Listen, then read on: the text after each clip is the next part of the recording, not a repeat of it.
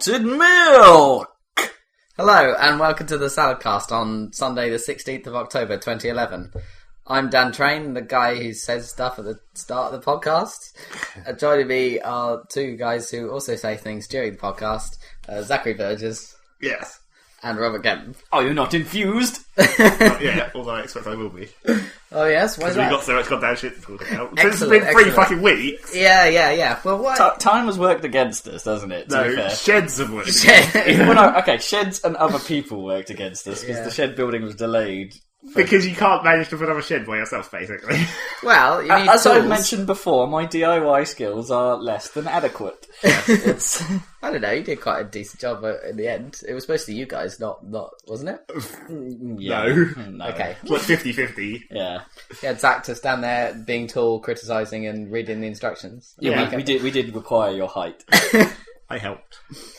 This I is helped true. more than I fucked it up. And your think I and did your anything. weight and general presence proved helpful for shoving bits of bent wood back into shape while we Yeah. screwed it in, And we all- then lost drill bits in the wood. Yes, we because all your carried drill is the worst. flagstones. Apparently, it's not just our drill. There's something to do with the wood because the other drill, which is apparently Naomi's dad's Uber drill, has also got the drill bit stuck in the wood and can't grip it to pull it out. It looks just as bad as your drill. It looks like they... I don't know when the drills became so shitty. It's like you get a drill and you have that key thing to tighten it Yeah. up. You don't do it by twisting a Yeah, thing. yeah, That's pansy. Yeah, it's Yeah. just more convenient, but you can't Doesn't get the make nearly pressure. as good a grip. Well, Yeah. the key thing, snaps into a little rubber thing on the side so you don't lose it. Well, So that's it's it. it's not like... But it's like the key thing goes into a hole on the side, and it had cog teeth Gears, and shit. yeah. Like, And you get leverage because they're they're not long, but they're reasonably long. Yeah. But why have they long never enough. made drill bits have a standardised notch thing on them? So when the grippers come in, they grip into the notches, so that's even there's actually some metal to push against. because they already have a standard of not having that. Maybe it needs to be able to slip in extreme circumstances. Maybe it's dangerous to have it actually lock in with teeth. maybe. In case the drill starts spinning you. Or something. Yeah, I don't know. But then if you tighten it hard enough, it probably could spin you around like a grommet in the first Grand Day Out. Yeah, a Grand Day Out. Whee! Yes. Yeah, that's the sound I wish it would make.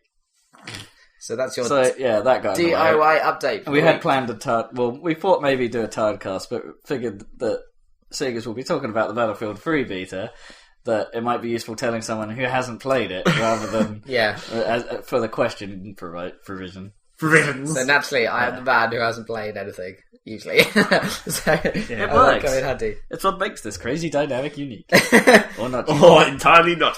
What sort of is? I suppose in these shows, most people tend to have played the games they're talking about. Not really, because the more professional people, like reviewers and stuff, they don't have enough time to play every game, so they have to have It's true. different people playing different I suppose games. you're right. Usually on the Bombcast, it's only one of them has played the game, one or two. Yeah. Okay, maybe Out of unique four. is the wrong word. Maybe it just works, so everyone does it. Yeah. It was- Okay. So where are we going to start this week with Battlefield or News! How about news? We Okay. got some news. Has anyone got any news? I had some news, but I forgot most of it. Yeah, as usual. Arkham City is out. Well, not out, but reviewed. Yeah, do you And want it's to? good. Yeah, so I went to an event yeah, you for looked Arkham around City it. 3 weeks ago, which is way out of date. But I could tell you I saw some gameplay, but now it's out. It's a bit moot, really, isn't it? They did a really... they showed quite a nice bit of gameplay where you were flying around the city and then it went into a kind of level. But it was cool because there wasn't any loading pauses between those. Oh, As nice. far as I could tell, it loaded when he started it, obviously. Makes but sense. then, but then after that, it seemed to be fairly clear. Although I'm wondering whether, looking back on it, they might have covered the loading pause with a cutscene, which is fine. That's fine as well. Yeah, but I suppose if you wanted to skip that, you'd have to wait. But that's fine. But yeah, it was pretty damn cool. The flying around the city and everything, and it's got this kind of weird.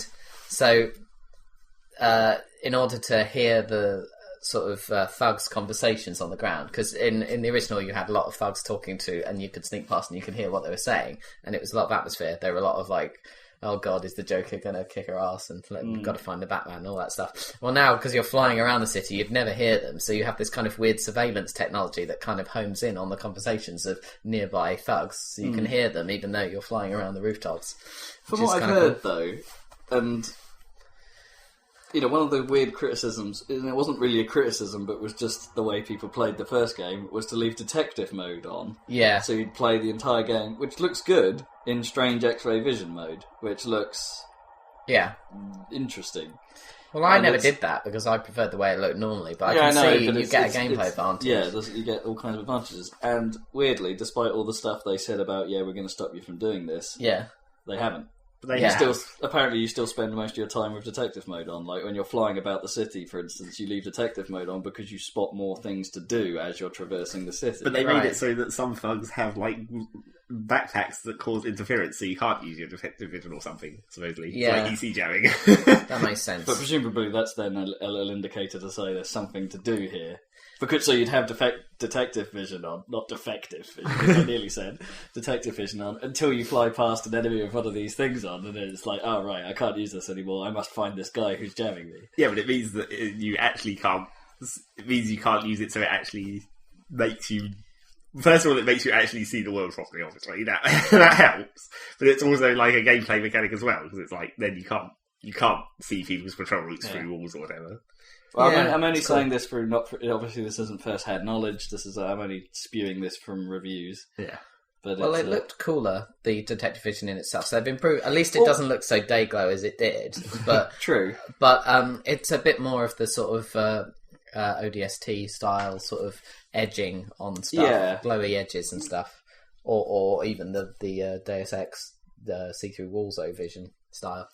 They've made it. Speaking about the sort of, because that's a styly thing, isn't it, more than a sort of application thing. But I can't say, because the review I watched showed a few clips of your inventory management, and the inventory is now enormous. Oh right, it's not like you have inventory management per se, but there's like a list of your kit, and you can view them and the menus in general. Okay. And I kind of liked how they comic stylized all the first game. They haven't now. It's all gone techno stylized. Yeah, and I'm not entirely sure I like that. There's nothing particularly wrong with it. I haven't seen this at all. But I think I kind of preferred that kind of slightly ridiculous. Well, I thought the menus in the first one were cool. Yeah. But I haven't seen the new one, so I can't really comment. They've gone very computery.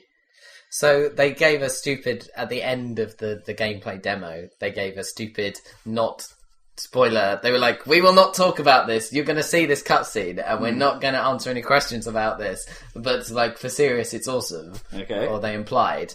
And basically, and it was like, don't tell anyone about this, it's a major plot spoiler, which of course it clearly isn't, otherwise they wouldn't be showing it to the entire press. Probably happens right at the start of the game. Yeah, so it must have been fairly close to the start. So they show a cutscene with the Joker dying.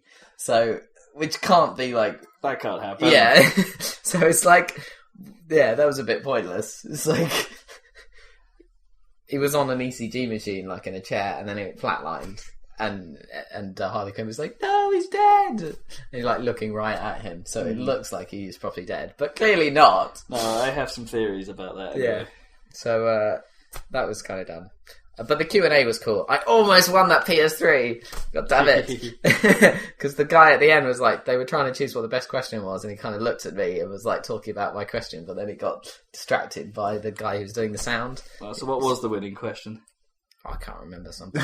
None of the questions were very good. Someone did ask about the detective. Is there a Batman sex scene? Yeah. There's some funny questions. Yeah, I was just saying it was how did they manage to get the Unreal Engine to do that? Because it's not exactly... Shut up, annoying hooty cars. Yeah. It's not exactly designed for open world, is it? I mean, even the first at Arkham Asylum had quite open areas, but even then, the Arkham Island still had to be split into 4 areas, didn't it? Was it 3 or 4? If we started a protest outside against the Saladcast or something, like beep, beep, beep, no recording for you, beep. Beep. No? Oh, good. I don't know. I think that car left. Yes. Well, it seems they've said as well that you start with most of your inventory from the first game, and that that you add to it. In this cool. one. So you have a lot of your traversal kit from the start, presumably to help make traversal of the world much easier from the start. Because it's a more complex world, I suppose. I just want to see what happens when... the first thing I'm going to do is when they introduce the mechanics, because you do that sort of crazy dive to gain speed, and then you pull your wings out and you fly, and then you can pull yourself up using the grapple, and you can pull yourself up and past, so you go shoot yourself off. But I just want to see what happens if you dive and you just keep diving, and whether you just go splat and it has a comedy cutscene, because it looks really dangerous. But I've only ever seen people pull out, so I just want to see what happens if you just charge straight into the ground. Unless it automatically pulls out. That would be lame. I want it to go splat like Lara Croft jumping off into a pit of spikes in the old style. That would be awesome. That's the end of the Batman. There's a splat. Time for some old school whoops. Oh dear. I'm killed Batman. Also, right, there was a bit I saw in the reviews that they seem to have added a number of sort of extra sort of takedown scenarios. Like, there's a out of the floor grate insta takedown now, so you don't have to jump out then take down. It's like a jump out and do it in one. That's cool. Which looks cool because there's a sort of like a moment where the guys around are like stunned for a second. It's like, what? Oh, it's the Batman! Fuck! So you're safe while you do that first takedown. And then the fight begins, like free flow style. And there was one I saw as well with a ledge style takedown. But it's like the bit I don't get. It's like Batman's not really supposed to kill people, right? Yeah. Ledge takedown. He throws Small off a problem with that. You throw people off a ledge. Yeah, it does seem that involves killing someone. Like or very, very likely to kill someone anyway. Yeah, that doesn't seem right. Like throwing people off buildings. That's not very Batman. I mean, when he does throw someone off a building, it's either they make a point of that in the recent films where like he throws someone off a building because it's only like 2 stories or something, and he knows it isn't going to kill him. Yeah. And then the other time when he throws, hurt a lot. Unless he landed on his face. Yeah, literally. On that's his true. face. But he was holding him like that, so I think he was trying to make sure. You're going to land a leg first. Yeah, because the guy, it's Carmine Falcone or whatever, and he's like, joke's on you, if you drop me from there, you won't kill me. He's like, yeah, that was the plan. Drop! And then when the Joker falls off that skyscraper at the end, he has to save him, doesn't he? Because it's his code or whatever. He has to grapple him with the grapple and leave him hanging up. That's what needs to be done. If you throw someone off a ledge, you have to like hook him so that he hangs. Somehow, Yeah, like he has people hanging from the gargoyles in the first game when you do the inverted takedown. Yeah, that would be better. We'll have to see. I'd be surprised if they broke the kind of code of Batman. They're so keen on the universe that they didn't break anything in the first game, and I doubt they'll break anything in the next one. Even if they do seem to have gone slightly dangerously character bloaty, if you know what I mean. There seems to be everyone in this. Yeah, but we have to see whether that works. Yeah, a lot of people have said, I think it could work. It's not been said that it's detrimental, but it's still a bit odd, if you know what I mean. Yeah, it's like usually that's a sign of bad storytelling is character bloat. It can be, yeah. And at least they got a whole bunch of good I'll mention characters. more of that later. But I also noticed it's got double silent takedowns, kind of Deus Ex style, which is kind of cool. It's fun to do those in Deus Ex. The double ones are awesome. Yeah. Well, still dumb that it's silent. It's like, what? Yeah. Especially when you're basically taking down one guy first. Yeah. And the other guy is totally silent that entire time. Yeah. It's ridiculous, but totally cool. Yeah. So you've been playing more of that? Yeah, so get me out of the way. I don't know what else I've done in that. I'm trying to think. I didn't look at your where achievements was this time. So Yeah. I don't know. You'd finished the stupid computer woman last, so... Yeah, so I did the kind of convention centre bit that you didn't like, the stealthy bit. Where it's like there's one way I in. see, with the wall and stuff. Yeah, because I have the cloak, so I can just walk past guards, which was kind of cool. So that's how I did that. I did notice the room you were talking about with the... Because you come in for a vent through the ceiling. Yeah, you do. It's just like, that's one way. Yeah, you can't get back out, except... I tried to put, there was a crate, and I thought maybe if I put it in a very precise place, I could, jump up into the vent, but you can't. The thing is, those guards outside, some of them, I'm pretty sure that even if they see you, they don't care, some of them. It's, really weird. They're not, ultra hostile. They're just, vigilant. Some of those guards. So I think you could just casually walk past some of those guys as long as you...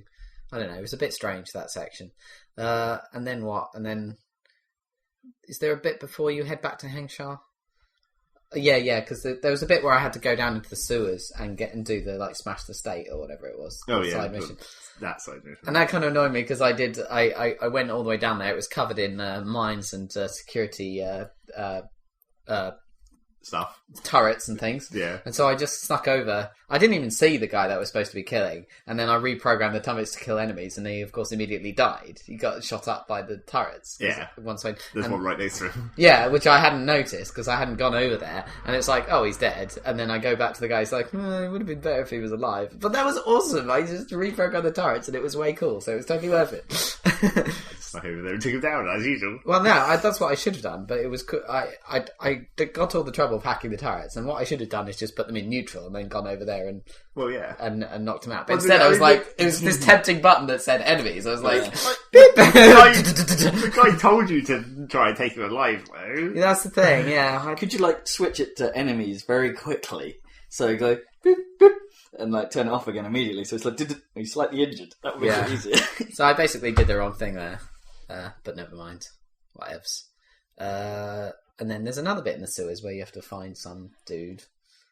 That's the sewers in Hengsha. I'm getting confused now. Oh yeah, right. Yeah. So I went to Hengsha, but I think I'm gonna go back to my save and try and actually save Malik, because you obviously can.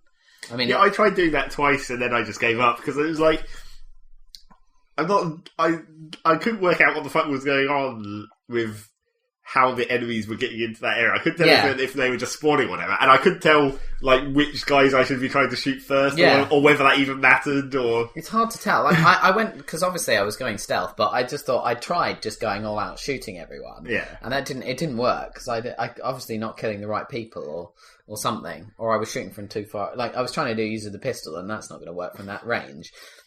So you obviously have to run in there, but I'm going to try and. I think there's probably a way to do it non-lethal, actually. Well, I was trying to use the tranquilizer rifle. Yeah. Just hitting people as fast as I could. Yeah. Because I had maximum reload speed by that point on it, so that was fast-ish. Yeah. There's a fucking robot, though, at the back, I think, that gets deployed. So you'd have to take that out with an EMP. There's like there's two heavy rifle dudes that come up right I think they're front. The key guys. Yeah, I thought so, but I couldn't... I don't know, I just didn't get them fast enough or something. I don't know. Yeah, so I'm going to work on that. I think it's possible. Well, I know it's possible. It's obviously possible, because, like, I mean, it's Deus Ex, right? It's just like... Well, yeah. It's just like the first game where I didn't know for, like, 2 playthroughs that you could actually save your brother in the original Even though game. that was really dumb. It was dumb, but it was cool. And there was no point to it. I imagine it'd be the same with this, where, like, Malik will turn up, like... Will say like 2 things for the rest of the game, despite the fact you've saved her. Yeah, probably. But was that the bit where your flat gets assaulted? Yeah. Because he tells you to go out the window. Yeah, and I just went, oh, okay, fine. But you can actually fight that bit. Just cover the entire corridor in lambs. Yep. And then just fire a whole load of get rockets down there when the Men in Black come in. Yep. Yeah, Men in Black, they were hilarious enemies, and Women in Black. With giant glowing swords. Yep. That was a retarded game. But yeah, so that's where I am, Hengsha. I'm down in the sewers or something. I think I found Malik's body and I was like, right, I'm going to go and reverse this and actually make it so that she's not actually dead. Yeah, that's the bit where it gets stupid again. Really? Well, it's like you do that, you go down into the sewers and you find the dude you're meant to find down there, and then you realise how dumb it was when you find the dude.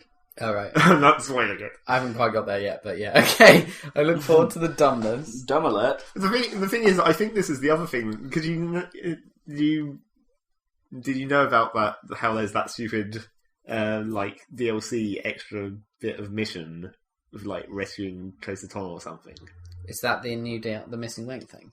I don't know if it is that one or whether it's another one. All right. That's the thing. I haven't been paying attention at all to the DLC, but because when I told you before about how you find Tracer Tom and he's like in the docks or whatever, and you just see him getting a boat called the Tracer, and then he goes away. Yeah. I think there's like meant to be a whole mission there. Oh, right. And the fact that he just randomly appears right then is like. But then I don't see where it fits in with the rest of the thing that I just did that caused that explosion, which was the distraction that let him escape. I'm not sure. I'm sure that's where it's meant to fit in. It just doesn't seem like it. Unless that was the DLC, and I accidentally have it somehow. I don't know. Oh, well. I'm sure that was meant to be DLC because everyone made a big riot about it.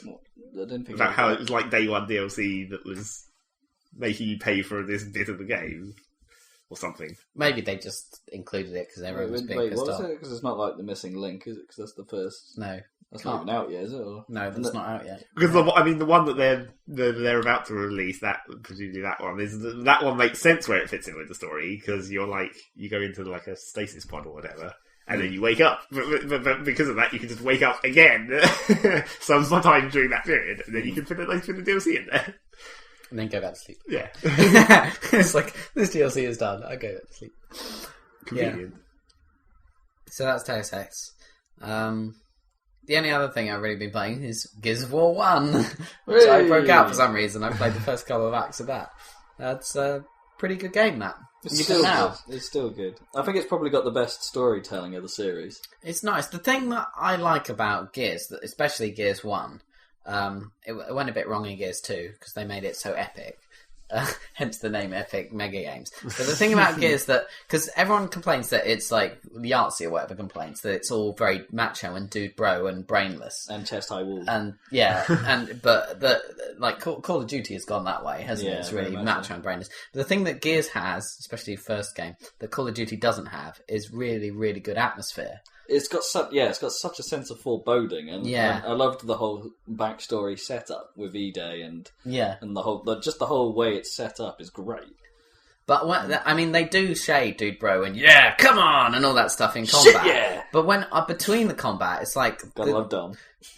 It's a really nice, it's a really good world. It's post-apocalyptic, but it's not like anyone could do like a completely destroyed modern city. But this has like really nice architecture that gives you like a sense of what the place was like before everything went wrong. The destroyed beauty thing is really, really well done. That's the best thing. It does have some game flaws. Like I still don't get on with that Berserker scene at the end of Act 1. Yeah. That's a bit... I don't know, it feels a bit hammed in. It was okay, I suppose, the first time you play it, but then it's the section you never really want to play again. Yeah, it's annoying. Just trying to get him through the doors. Like, it doesn't quite work, clip right, and you always get... It's a bit of a pain. I mean, it's fine. The problem is it doesn't checkpoint enough. If it checkpoint every fucking door, then you could just get through it. Yeah, but... and because it shouldn't be. It's not a proper challenge, is it? It's just an... Sometimes it's a bit of luck whether you actually seem to dive out of the way. And, exactly. Or that you haven't got yourself in a slightly awkward position. And that's where you're using you're having slight problems with the old everything on one button, because you have to roadie run and dive quite a lot in order to handle that situation. And that's both on one button, and it's the same button as snap into cover. So it's like... It's a bit overloaded, that button in Gears. Yeah, it's a nice setup to that bit though, isn't it? Because there's this shadowy.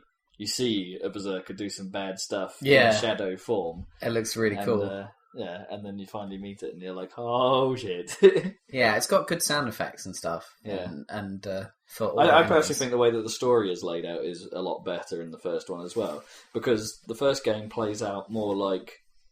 Not that you're particularly special, if you know what I mean. You just feel like four guys on the job. Yeah. Which is kind of nice. It was original, really, in that most games make you feel like a total badass and that you're the centre of the story. Which is fine to a certain degree, because there is an entertainment value in that. But it was nice to finally feel I'm part of something bigger here. Yeah. Even though you aren't really. No, you're not. You're not, but the game sort of gave you that feel. You are still the main squad and you end up doing the main thing at the end of the game. But the main point of your mission. But the route you take to get to it and stuff, you don't feel quite so... Until the halfway point in the game, it just feels like, we're just on the job. I mean, in the start of the second act that I was playing, Nightfall, it's like you go through that kind of...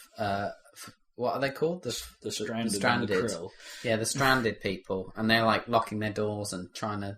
They hate you, basically. Yeah, because the cog destroyed all the cities, and hammer strikes to try and stop where the biggest locust eruptions were, shall we say? Yeah. So they're all in trouble, and they don't like you. They hate the military, and it's just got really good. The music is good. The music in the that little sound, like the little musical stabs in the quiet areas, are really really well done in Gears. It's a bit strange sometimes where it's deadly quiet and then all of a sudden you get like a sudden event, like when you first spot the like when a lambent wretch turns up and it's like yeah, That's so cool. Wrenches are still annoying. I still have problems with the bloody chainsaw not revving up properly, and like if you get hit, it goes wrong, doesn't it? Yeah. And then you can't recover it. Really. It's that mechanic is most frustrating in the first. Yeah, because they made it extreme. It doesn't really work. It's like the chainsaw was supposed to be like super powerful if you can get out there. Whereas they made it slightly less annoying in the next two. Yeah. I still find the Lancer the easiest way to deal with the wretches, ironically, because you'd think it'd be the shotgun or the chainsaw. Yeah, the reload is the problem on the shotgun. Yeah, exactly. Well, normal wretches, the chainsaw is quite effective because they don't really attack you while you're chainsawing in the first game. You don't really get hurt very often when you're chainsawing in Gears 1. Yeah, but it's they'll still get you while you're recovering from it. Well, wait, when you get control back, if there's like two wretches still there, they can still munch you. But then you can. A lot of the time, you can just re-rev quite quickly enough to get the next one. Yeah, that's the difficulty. Just getting that. Make sure you don't get hit in that. It just takes longer, so I try not to do it. Yeah, it's easier just to shoot them. But the Lancer just kills everything. It's like that's the most effective weapon in all of them. Really, just use the Lancer, and that's cool by me. I like the Lancer. So yeah, that's Gears 1. I don't know if you want to segue into Gears 3. Let's do that. Okay, Roll Kemp, what have you been playing? I've been playing Gears of War 3. Who'd have thought? Yeah. Stunning surprise. I've now finished it, the campaign. That doesn't sound like, that doesn't sound too impressive given that we've had 3 weeks since I got it to actually do that. But I've been liberally splicing it with multiplayer.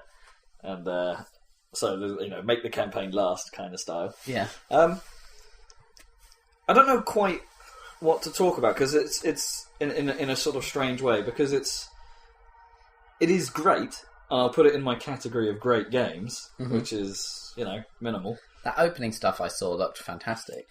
But this leads me precisely to the first problem, and it's going to be hard to talk about this without going into spoiler territory. Okay. So, spoiler alert potential. Awesome. I'll try and gloss around it as best I can. Yeah.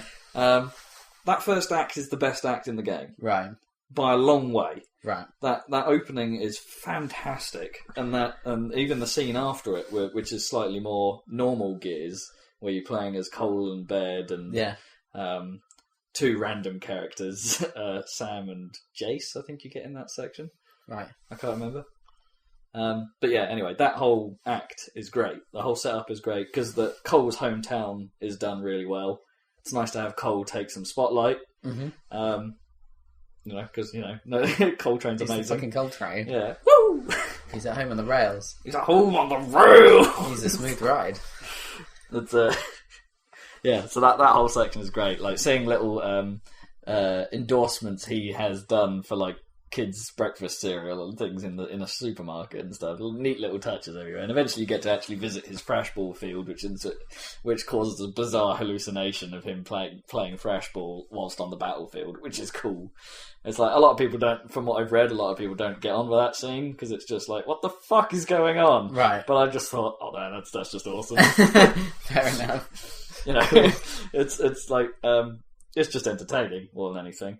And, through that act, you get a sort of the classic Gears play. You get a bit of the sort of mid-fight banter. There's a bit of humour and stuff like Dom shouting, "Get off my tomatoes," and stuff. In the middle of a fight, it's just like, "Oh, the tomatoes!" and stuff. So there's a few chuckles. It sets up the story really nicely. Big, massive, epic fight. Yeah, can't really complain. And then all of the stuff that makes the Gears storytelling good seems to start to go away. Right. The epicness becomes a bit too much. Oh, I don't like that. If you know what I mean. They go, oh, holy shit. It's like, yes, you're the last few cogs around and stuff. Yes, things get pretty dire pretty fast. There's not going to be quite so much room for banter. But then again, it starts to lose some of the Gears essence at that point and starts to becoming too... Yeah, almost Call of Duty in its style. It's like everything is deadly serious. The jokes don't exist anymore. I just wish they'd go a bit more low key after that big opening, like. Well, they do. The second act is the second half of the first act is normal Gears really, but still with a few intense firefights because the Lambent are cool to fight against. Yeah, cool. And But then at the end of that act, you get the normal locusts start appearing, and the second act is mostly normal locusts. I've seen the way normal locusts come out of the ground. That's awesome. Yeah, they now jump out now. Rather than making big emergence holes like they had to in the cities of the first game, they now have... they now just go poof and fly into the sky, and then you can sort of shoot them in the air and stuff. It's awesome. It's pretty cool. It makes like some of the fights begin more instantly, and they don't have a particular one spot to come out anymore. So they suddenly go poof, and there's tons of them around you. I'm like, fuck, get in cover, which is pretty cool. I don't know. It just never hits the same notes as the start. Part of the problem. And Games Radar wrote a very, very good article on most of these issues, so check that out if you can, by comparing it to Spider-Man 3. Right. With, as we mentioned before, character bloat being an issue. Yeah. Not even on the enemy side. The problem's not on the enemy side at all. The problem's on the COG side. Right. There's now 8 COGs that play some part in the storyline, and this is probably because of the inclusion of 4-player co-op. They felt the need to actually make sure you always had 4 players in the squad. Biggest problem with this is that for some reason they split Delta Squad most of the time. So for the majority of the game, you play as a team with Marcus, Dom, and 2 randoms, like Sam or Jace or Anya, and who take up the flak. But these characters are never really explored. They're never really mashed out. Jace, for instance, might as well have not fucking existed. He's a nothing character, completely nothing character, and is only there for the ride. And it would have been better without him. And this is the biggest problem, is that there's not enough... Actually, I think only right at the end of the game do you actually get a section where you play with all 4 of the normal Delta Squad. And that's when the game's at its best, is when you have Delta Squad. That combination of characters works great. So why ruin it? And actually, no, that's slightly incorrect. Redact that. You never actually really play with the full squad, I don't think. There may be a couple of sections where you do, but anyway, it's what is it's the full squad? Really Marcus and Dom and Cole and normally Baird. It's Marcus, Dom, Cole and Baird, which just makes up your squad from the first 2 games. Provided Carmine isn't dying. Provided Carmine isn't dying, and provided the first game did that in the start by allowing 2-player co-op, and then Cole and Baird would often go off and do other things, and then rejoin the team. So it was mostly the Marcus and Dom show. Yeah. But now they seem, I don't know, it's just a bit of a character mess. You've got these 4 side characters that aren't really explored. Oh, Dizzy's back as well. Exactly. Yeah. He only existed at the start of Gears 2 to be like the mechanic guy who drove the cars, and he got into a big fight with evil Scourge dude who's a right badass with his double chainsaw pole thing, and you don't actually see the end of that fight in Gears 2. You go underground, and you given the state in which Ty ends up in the second game, you assume Dizzy has met a similar fate. He's fine. And how he got out of that situation is never explained. Because he obviously didn't kill Scourge, because you have to do that later on in Gears of War 2. Right. And, there's a fight, that's the bit where you get chased by the Reaver in the tunnel in Gears 2. But but how did he escape? How did he not escape? Did he get caught or something? None of that is explained. It's like he's just there, and it's like, hi guys. It's like, admittedly, Marcus was a bit surprised. This is one of those moments where it's like, what? But in the storyline, but it's just like, you didn't need to be there. I mean, it's cool that you're there. Dizzy is a character that could have been explored, but then they don't explore it again. They don't bother. You find out that he was in the Navy at one point. That's it. That's his character arc. It's I don't know. They could have done a better job with the storytelling. It's the only real flaw, really. And the set pieces are never as grand as the first bit. Right. That first fight is amazing. Yeah, I agree. Yeah. That definitely looks really cool. But that kind of checks my enthusiasm slightly. While most of this is negative, because it's easy to pick on the negative, I don't really want to take away from what I said last week, and that it is still a great playing game. Do you think it's better than Gears 2? Yeah, easily. Cool. I mean, Gears 2 has a better sort of layout of the levels, I think, and the pacing is better in 2. But the actual gameplay as a whole is better in 3. Cool. As I said before, it's not by much. It's kind of an incremental thing. It's not like they revolutionised the game in any way, but it's definitely better in pretty much every way. It's hard to fault, really. Cool. And how about the multiplayer? Actually, no. There are. I've got one more fault actually, and this was kind of like one of the good things that I thought at first. In the first when I first described the game, I mentioned that they changed how when you get shot, you don't immediately die. You take on the co-op style. I'm down, and your AI can revive you. As the game goes on, though, the AI seems to get more and more stupid to that. So you'll be down for ages, just crawling around, and there'll be a guy standing right next to you, and you're like, "Revive me, hello." Right here, until a locust just walks up to you and curb stomps you, and it's like, why? Why did you do that? That's so stupid. Yeah. And it's like a bit of you can't help but think, oh, well, that's probably fair enough. I was downed, from doing something stupid. Blah blah blah. Is there any way to kill yourself and go back to the previous? You have to wait for it to kill you, or for a locust to kill you. Can you bring up get exploded? Exploded just kills you instantly. Can you bring up the menu and go load? Oh, you probably could, yeah. Or something, if you can't be bothered, if you like. But you just want to be revived. Yeah. There's that chance for redemption, so you wait for it. Yeah. And then the AI fucks up. And it's like, oh. Yeah, that is a problem. Yeah. In arcade mode, death is less of an issue as well. And if you're playing arcade co-op, for instance, death just means you respawn. I think in campaign co-op, if someone dies, it ends it for all players. I could be wrong on that. I haven't tried campaign co-op. But in an arcade co-op, you just come back to life and lose some points, I think. Right, yeah. Which is fine, so it keeps the level flowing. Makes sense. But yeah, just irritating little thing that gets more frustrating as the game goes on for some reason. It's like if they get too... It's more like they get distracted by enemies. If there's something to shoot at, they won't help you. That sucks. It would be better if you could call for help and then they ignored everything, and then if they died, that would be your fault. Yeah. It's not really... Yeah. And the last boss at least the last boss is actually a boss this time. Rather than Gears 1, shit boss. Gears 2, not really a boss, more of a scene in which you pull a trigger. And Gears 3, actually a boss fight. That's not too bad. It's like they can do boss fights, like the first Leviathan you fight in 2, was it? Yeah. Where it bites the boat. That's a really cool fight. That's pretty cool. You have to think about it a little bit, even if you can't aim your grenades so well some of the time. All the time. Yeah, all the time. I was a shit thrower. Yeah. Both shit The grenades in Gears are just a nightmare to use. They take a long time, is the thing. Yeah. And you're in the open. You're really exposed, yeah. They're difficult to use, in especially in insane mode. If you're playing insane mode, they're friggin' hard, unless you blind throw them. But yeah, it's quite cool. It's like even Adam Phoenix doesn't seem to be explained too much. It's like apparently he's been trying to reach you for ages, but didn't think that the radio jamming thing that you discover later on in the game would have stopped him from getting there. So the whole bit at the end of Gears 2, like the teaser where he goes, "What have you done?" When you sink Jacinto, it's just like how would he have ever? How would that communication have ever reached anyone? It's like. And then they go back and sort of redact some of the... how do you say? Is it redact or... how do you pronounce that? Redact? Redact?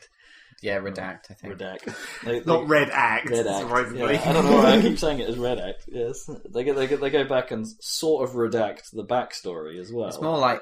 Redact is like blacking out. Oh, no. It's more like retcon is what you probably are looking for. Yeah, no, you're right. Redact is like on Black Ops when you see that come up. It's kind of cool when it shows and it redacts the bits. No, you're right. It is retcon. Yeah, they go and... Well, I'm not entirely sure it's retconning, but it's kind of changing your idea of it, and sort of like... They do that on a number of occasions, and it's just like, it's not as cool like this. I would have preferred it with the original story. Or the original way I was thinking of it. They retconned it for the worst. Yeah, it's difficult when they do that. It's like Han shot first. Yeah. Goddamn. Stuff like that. That's different though. It's like I think maybe what Rob was saying is not necessarily retcon. It's more like they provide more information that makes you see it in a different light. Yeah, and not as cool. Yeah. Rather than actually changing the entire thing. Yeah. I've played all the multiplayer modes as well now. And it has to be said they're all good. Yeah? Yeah, pretty much all of them are nice. In their own special ways. They haven't really changed too much, but everything seems to flow a bit nicer. Horde mode is more interesting because of herd mode. Is more interesting because of the battlements you can make. Battlements. Which is fine because the game is a lot harder than it used to be. Yeah. So you need the defences.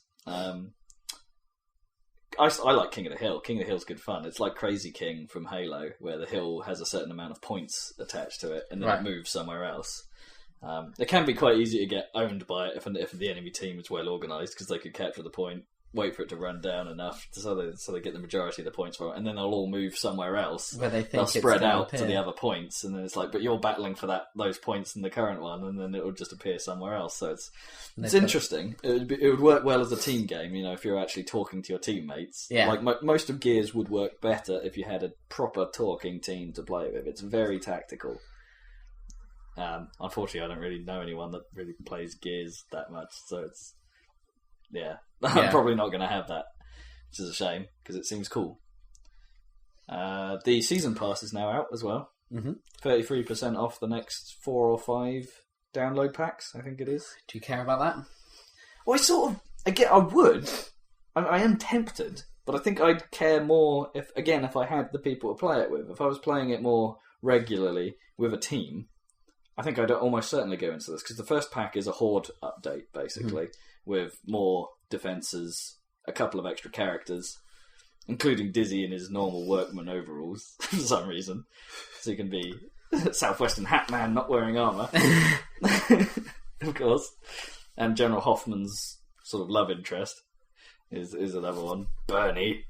And the Onyx Guard, I think. And several new maps as well. So they've done more than the Call of Duty super expensive map pack by throwing in actually we're going to improve this, and this as well while doing it. And I think a lot of the DLC is going to be like that, which is reassuring. You're going down the right route here. You're giving people more value for money than just maps. But wouldn't you rather sort of like putting bug fixes into a DLC? Well, they're making things better than they are to start with. There's not a bug fix, is it? It's sort of a bug fix if they're changing the mechanics. They're not changing mechanics, they're adding new upgrades. Yeah, but that changes the mechanics. It's like Horde mode. If you had those new things that they're adding in the pack in the old version, would it be better? Well, they're going to split it out. They're going to split them out with playlists. Well, yeah, I mean, of course. So they have to. So you can play new and old style. But would you rather have some Halo map packs than the Gears DLC? It's a question. Halo map packs are virtually worthless now. It's like since they added Forge, where people just make the good maps, and the Forge maps are better than the actual maps. Well, we discussed this before. The Forge maps are often more fun than the actual Bungie maps. Do you think? Yeah, easily. They look like shit. Yeah, but, the Forge maps aren't very aesthetically pleasing. No, they're not. But they play better. Right. I made this point before. It's mostly because Forge maps are a simpler design. And this is where Gears actually succeeds. Most of its multiplayer maps have a fairly memorable, simple design. Right. And although that can have its own problems. Yeah, like there only being 2 spawn points.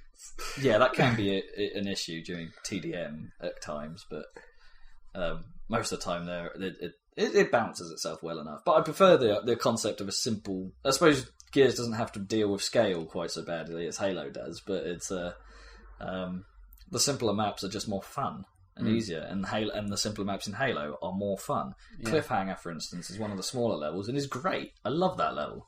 It's fantastic. Even the sort of blocky, floating levels in Forge that are sort of entirely Forge pieces, no actual landscape at all, but are sort of like just floating platforms and stuff like that. Even they're fun and more fun than the big scale levels. For instance, I could have quite easily... I've mentioned this before. I mentioned this on the podcast I was listening to earlier today. Which is why you're talking about it now. I'm talking about it now, yeah, because I know about it. Again, I've been reminded by myself. Yeah. Is that Sword Base should never have existed as a multiplayer level. It's fucking awful. That is terrible. And yet it comes up so goddamn often. You just end up at the top all the time. There's that one space where you fight in the entire map. It's a shit level. Yeah, it's really bad. It's like, maybe 343 will like do some better stuff with Halo 4, maybe. Also, well, I suppose that'll be the interesting thing. The map pack with CE is still going to happen. What, the classic maps from Halo 1? Halo 1 maps may end up in... Some of them were kind of cool. And some of them were cool. What was that, the valley, the one, not Blood Gulch, but the smaller valley with the 2 bases at either end, with the river gulch thing? Doorbell? What? Doorbell? That might be Halo 3. But Halo 3's at the door. Anyway, I better sort this out. You better do. Okay, so... shut the door behind you. Clunk. Zachary Burgess.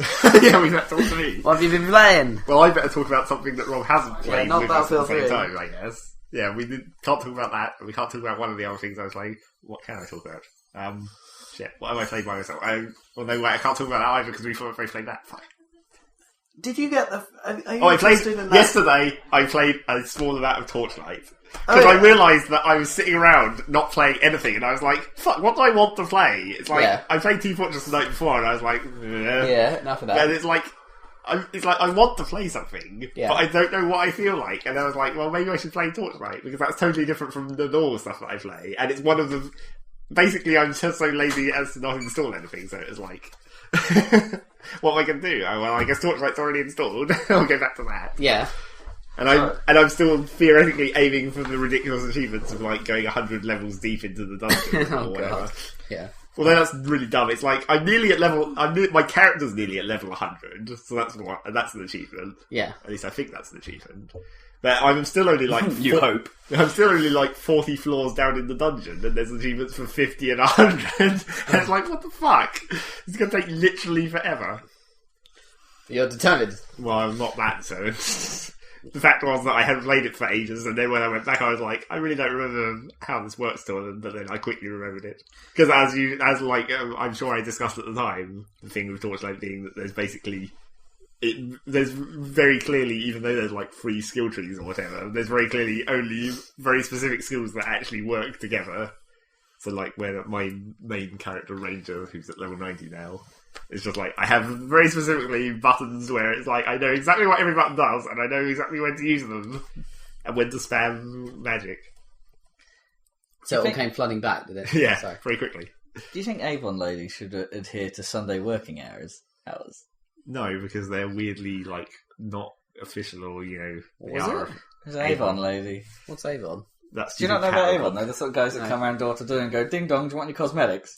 No, I don't. Those are horrible cats. It's like Lakeside, only more door to door.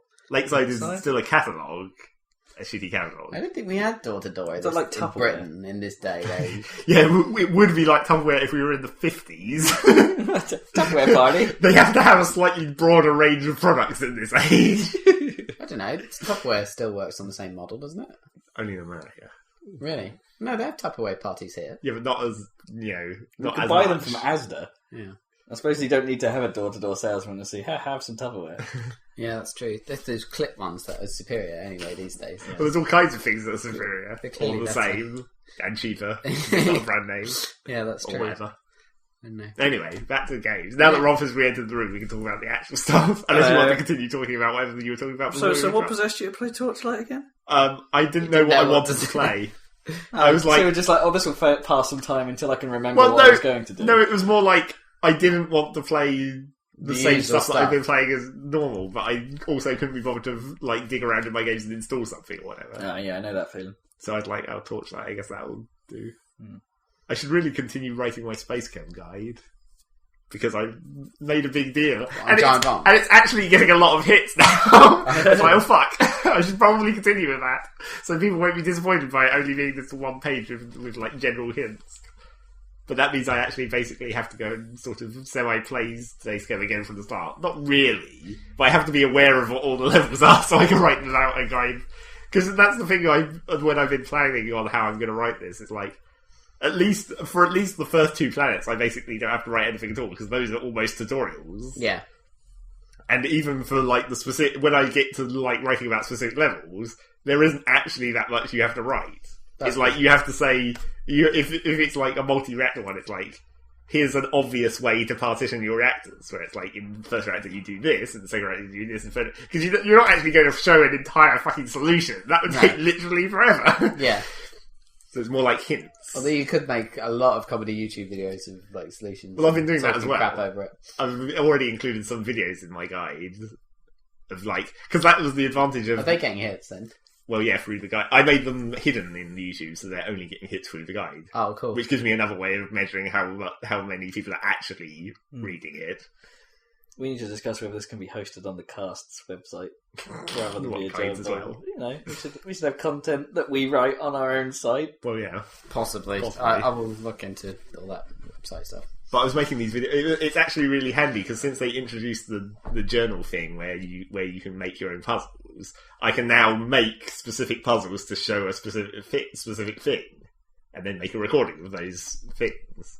So it's actually really handy for making a guide, because I can specify what I want to come in and what I want to go out, and then I can make as simple solution as possible, or whatever. Cool. So yeah, that was pretty sweet. Have you any interest in that Frozen Synapse thing? Because there's a bundle that includes Space The Camp. humble Frozen Synapse bundle. Well, not really, because I already have. Well, I know, that's what I was thinking. Like, do you care about Frozen Synapse? No, not really. I don't really know enough about it to care. Which is... It looks kind of interesting. Well, yeah, sort of, but I don't know. It didn't appeal to me from what bits of it I saw. Okay. On the plus side, for the Space Game aspect, I did notice that there was a whole other post on the Space Game forum on Giant Ball, and I was like, only 5 people! So it was like, there's basically only 3 posts in the entire of the Space Game forum. And there was like, the one before I arrived where someone was like, help me with this puzzle. So I replied to it and told them what to do. Then there's my post where I was saying, I'm writing a guide. And then there's this new post where it's like, it's in the bundle. And that's the entirety. Although there have been several more people on Giant Bomb now who have all the achievements. So I'm not the one guy who has all the achievements any longer. I think you should at least link to the Space Camp page on Happy Salad from your guide. Yeah, I was planning on putting a backlink in there and vice versa. So, like a sort of a, like, maybe at the end or something like, about me, go to Happy Salad and listen to my voice. Crap. Like, do it as the start, do it as the blurb, just to sort of like introduce yourself. Yeah, I was thinking... This is Zachary Burgess, renowned commentator on happysalad.com. Renowned .net. guy. Yeah. So yeah, that was my theoretical Space Game stuff that I need to do. I want to have a more productive period. That's my other problem. I've been having this, like, where it's like, I keep thinking, I should do Space Game, or I should, like, do some drawing, or finish some stuff I've been working on. It's like, and then I never do. And then I'm like, 2 points. Stuff you've been working on, other than drawing? Yeah. I didn't know you still do drawings. Very rarely, which is why this is the problem. This is why I want to do it, and I'm like, I need to actually get off my ass and do some things that aren't just playing a game. Fuck. On the plus side, I did manage to... Advice for life there. Yeah, I know. I did manage to completely kick my worm habit at last.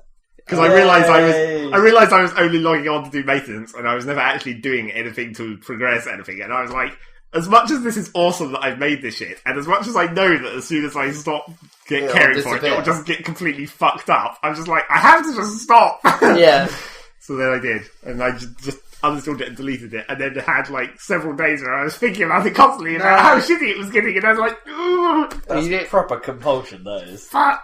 You were like tempted to log in and see what mess... Yeah, to fix it up, and it was like, See, I'd almost be intrigued at this point to just go, I wonder what does happen if I leave it for fucking ages. Well, I know what happens because I've seen other people's shit that's been left for ages. Plus my original house. I technically went back there once to see what was left of it. It's like, wow, there's some floorboards. That's about it.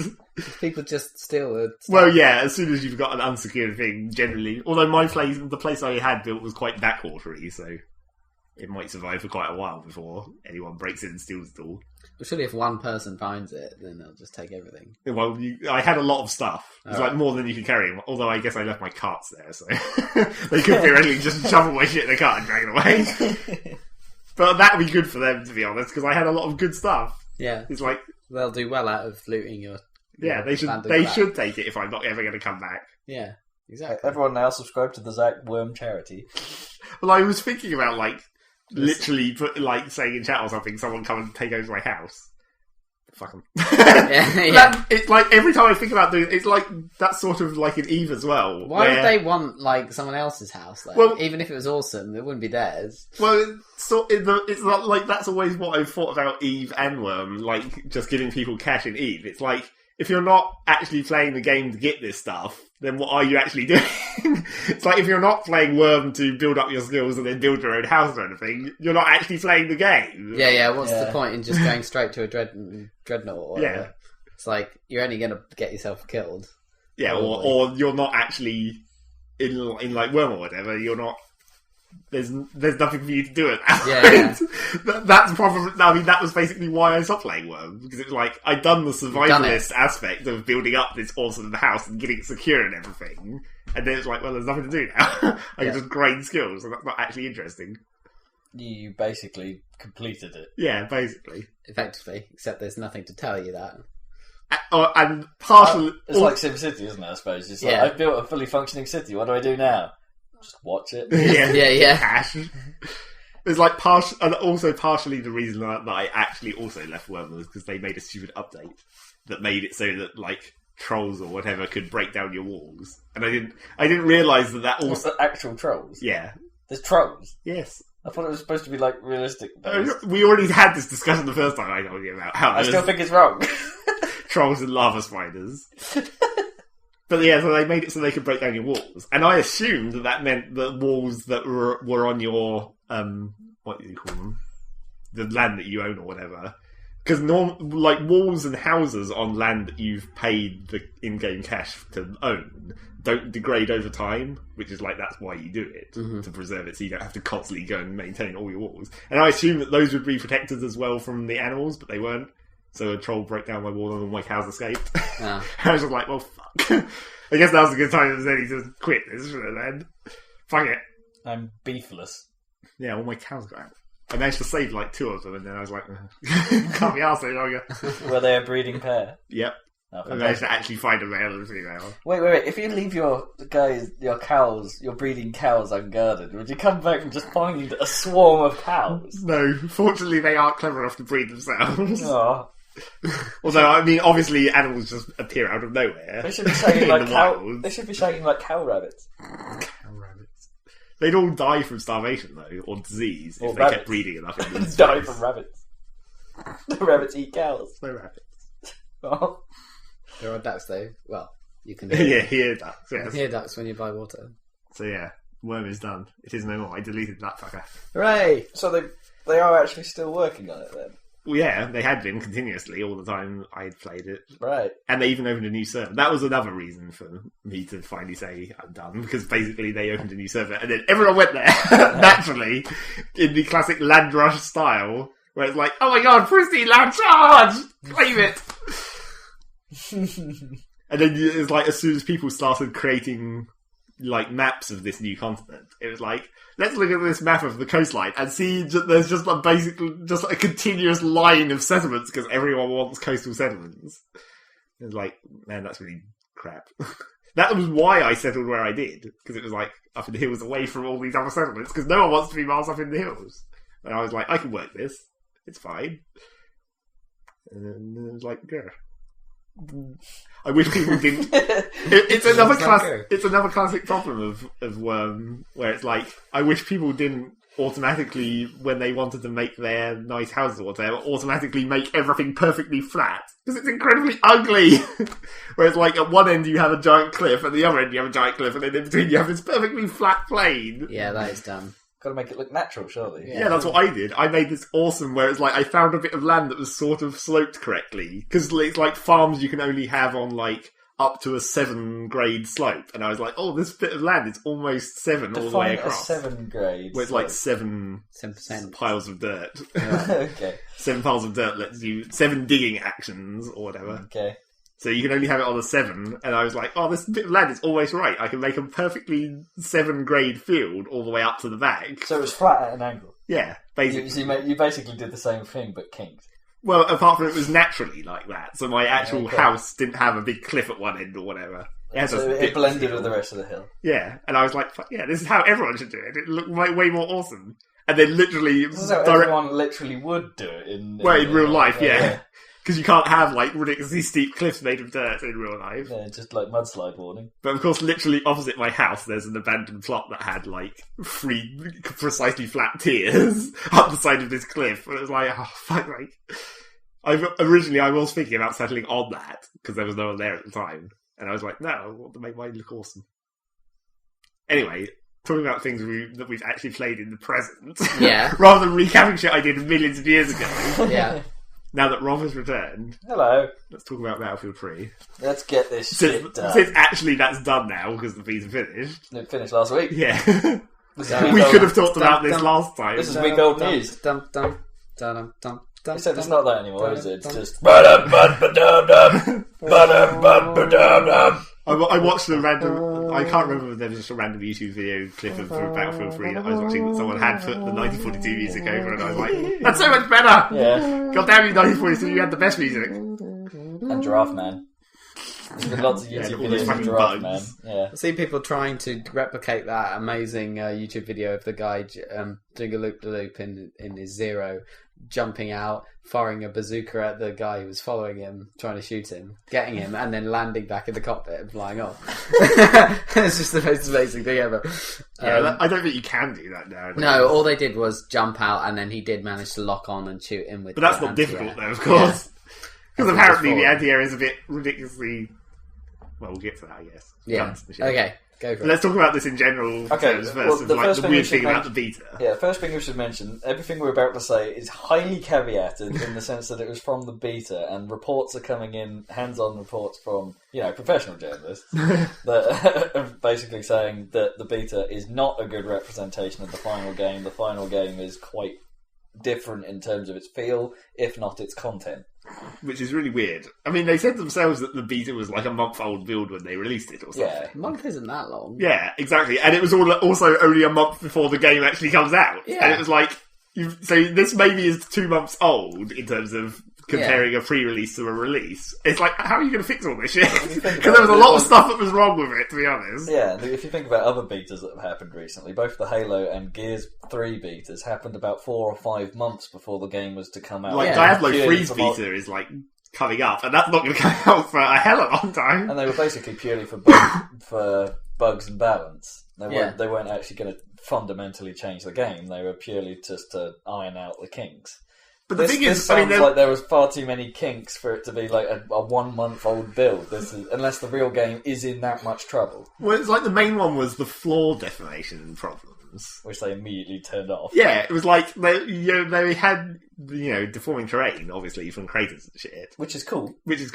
Apart from you clip through it all the time, so you'd be like jiggling up and down, and you'd see through the bottom of the floor, and in severe cases you'd literally fall through the floor and then get stuck in an invisible hole. I mean, there were some big problems with that. I did come across it. I didn't play much of the beta. You didn't play before they turned off? No, really. I didn't play before that was changed. But even after they changed it, there were still occasions of you get killed, and it shows you a close-up sort of face cam of the guy that killed you. So it can be sometimes difficult to tell where they are. But that's because intentional. There's so much in hand. That's intentional, yeah. They don't want to give you too much information. But there's the odd time where you can see that they're not in the level. And they've just shot through the wrong side of polygons to reach you. And they're like, oh, it's still happening. Well, sometimes the kill cam just fucks up altogether and just shows you a random bit of level outside the level. It doesn't show you any person at all. That has happened as well. But there are times where the kill cam has showed you, it's like, oh man, there's a dude outside the level just shooting everyone. But the thing was, like, they turned off... Basically, their solution for this in the beta was to turn off terrain deformation. And they were like, we already have this bug fixed. And it's like, yeah, I hope so. Because this is quite severe. It's pretty serious. And there's the other problem, which may or may not be related to it, of like, it seems like you can shoot through rocks quite easily. Yeah, rocks don't seem to be particularly good cover. Which is a bit strange, because it's fucking rock. Yeah. Well, yeah. I'm not sure if there is bullet penetration, that's the other thing. I assume there is. Like, through thinner walls. There is. Like Counter-Strike style. Because there's like these thin metal plates on some parts of the levels, aren't metal, maybe, I don't know. But it's really thin metal. Okay, those bits of metal, I know which bits you're talking about. Those green uprights. Yeah. Yeah, they're probably not made of, like, Kevlar enforced aluminium or I don't know, they are sort of military deployments, aren't they? But yeah, maybe they are kind of strong. Although also they are very easy to destroy if you throw a medkit at them.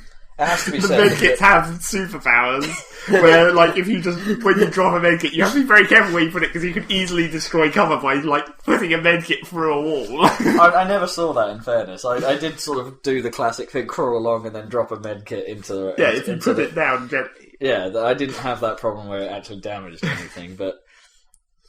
Although, saying that, it does highlight the point. The deformation in general is pretty fucking amazing in places. Well, you mean the destructible scenery, yeah, not the deformation. Well, not the deformation, yeah. The destructible scenery, like when the buildings get whole parts of them blown out. And, the cover in front of you is slowly being whittled away. Well, sort of. It is still kind of pretty much binary, where it's like a chunk of wall between the two posts will just get destroyed. I know, but it looks really natural when it happens. Yeah. It's like it's properly good looking when that happens. The possible exception of the trees. Yeah, the trees are terrible. Actually, quite a lot of the foliage is kind of shitty looking. I hope that looks better in the final, in like Ultra or whatever. Well, it's not too bad. I don't have so much of a problem with them. I mean, they react to explosions amazingly. Yeah, they waft around. How just all the bits of foliage just go woof as an explosion happens nearby is incredible. Cool. But you're right. Them falling over and then being a weird obstacle for a while until they just disappear. Yeah, it's a bit strange. They could have had. We said this when I first saw them. It's like would have been nice if they made then the bit of tree destructible like the rest. Yeah, of the like scenery. it breaks into. I don't mind bits. it coming down being an obstacle. That's cool. It's frustrating for the people that are obstructed, but that's But the fact that it just fine. poofs out of existence after a while, and that you can't actually get rid of it by some explosive means. Like maybe you can, and then it just poofs. I don't know. Yeah, maybe. Maybe there is a damage limit on it. They could have had it so a tank just drives over it, for instance, and it goes... You know, it's just something. It doesn't have to be massively realistic. Also, I'm kind of worried about, like... It's better than it disappearing and being a bloody rock of obstacles. It's probably more effective than rocks as cover. I'm also a bit worried about, like, all those bushes in the park that inevitably everyone hides in because it's the only cover, pretty much. Yeah. And it's really easy to hide in bushes because obviously it has the traditional computer game leaves where it's just like you just pass through them. So providing enough of your polygons behind their polygons, there's no way they can see you or whatever. Yeah.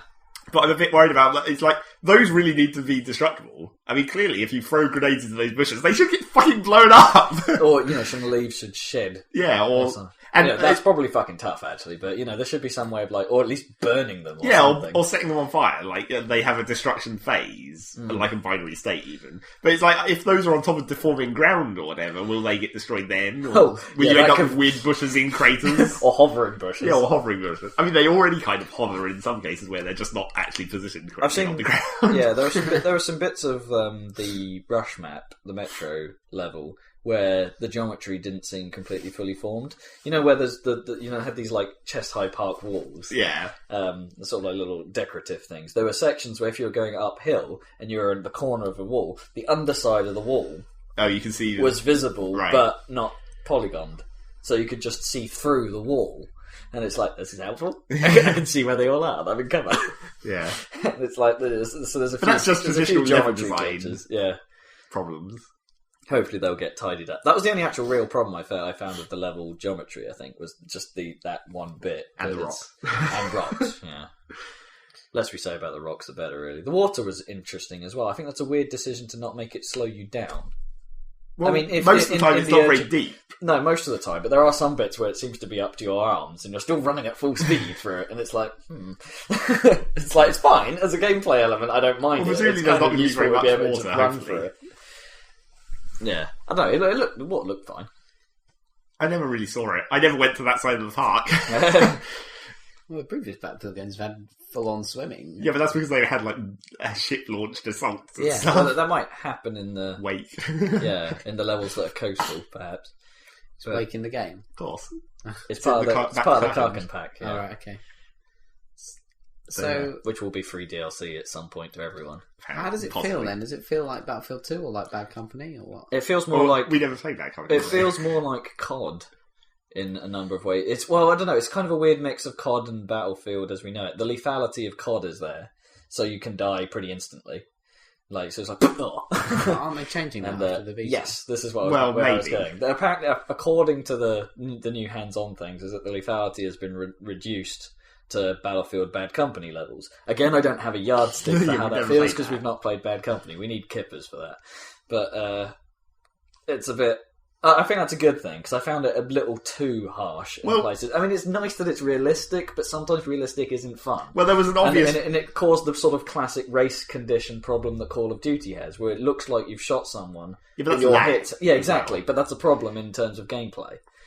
And it's you're not going to solve that by changing how much damage the guns do. No, but at least then they're sort of damaged, and you feel a bit better that some of your hits perhaps registered. Whereas in total lethality, it just feels like what the fuck? I fired my gun right at you, like my shotgun has just exploded in your chest, and you've not been hit.